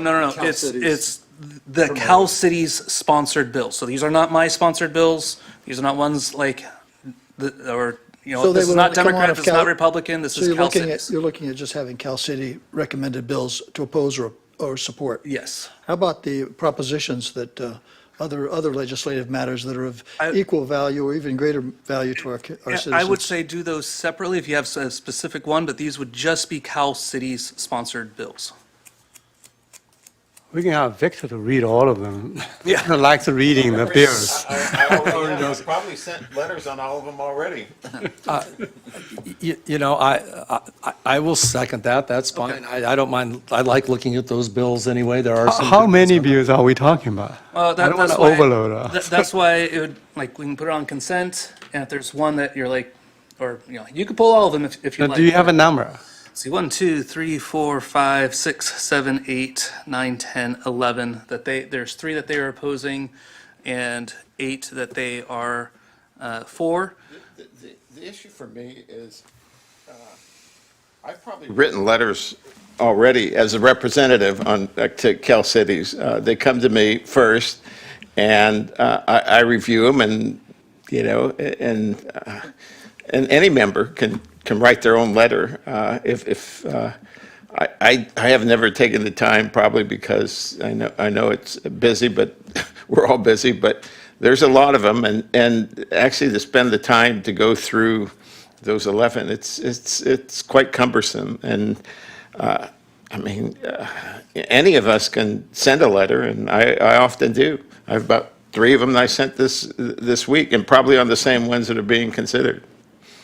So we send letters all the time on the bills that we think are important Yes, to I just San know Clemente. it comes across as more powerful if we do it as a council. Again, And we've done these letters as councils before, so. Why don't you, I would rather see, rather than just like send them all and have us review it, if you think there's one that we should send, I think Prop 36 funding is a critical one, and that's probably something we should all opine on together. Okay, the point of order is that motion is made, I second it. We don't need a staff report. If you could provide us with the list of the bill, names and numbers, that would be helpful. And then we can all do or you've already done the research. I have not. Yeah. Well, maybe the staff can preview them I to don't decide think the staff needs to preview them. which is really related to San Well, Clemente. that's why you look at it. The e-bike license plate's related to everything. I think it'll be pretty easy. Yeah, these are, like, when you look at these, they're very straightforward. Okay. They're not- And then, yeah, if you could just provide the list, and if you want to bring up propositions or whatever that you think are directly related to us, that you want us to look at, to support or not, I think that's fine. Mayor, the league provides a summary. What we'll do is just provide that summary. So- Okay, that's fine. You probably just take it right off the internet pretty easily. They provide summaries and Right. they give a briefing, so it's not any Well, work that we have to do. Well, thank you for sharing, Victor. That's awesome. I do. You cut my time, though, to 3 minutes. I can't report on all of them. Okay, and is there any other agenda items? Okay, Madam City Attorney. I have nothing to report, except it's a pleasure to serve the city of San Clemente. Thank you. Mayor and Council, I just have one contract for you to be updated on, and that is the Trauma Intervention Programs Incorporated. They provide professional, emotional, and practical support services in the amount of $8,835. Awesome. How much was that dollar amount? $8,835. Is the sheriff department utilizing that agency? It's already This is spent, for- trust me. I think this is for our staff. Oh, for staff. Yes, for everyone in our organization. Right. Would anyone like to make the motion to adjourn? No. So moved. Okay, we'll adjourn to the next regular city council meeting is scheduled to take place on May 19th, 2026. Closed session will begin at 4:30 PM and the regular business meeting will begin at 5:30 PM. The meeting will take place in the council chambers located at 910 Calle Negocio, second floor, San Clemente. Second by Mayor Pro Tem Noblock. All in favor? Aye. We are adjourned. I'll get this forwarded to you.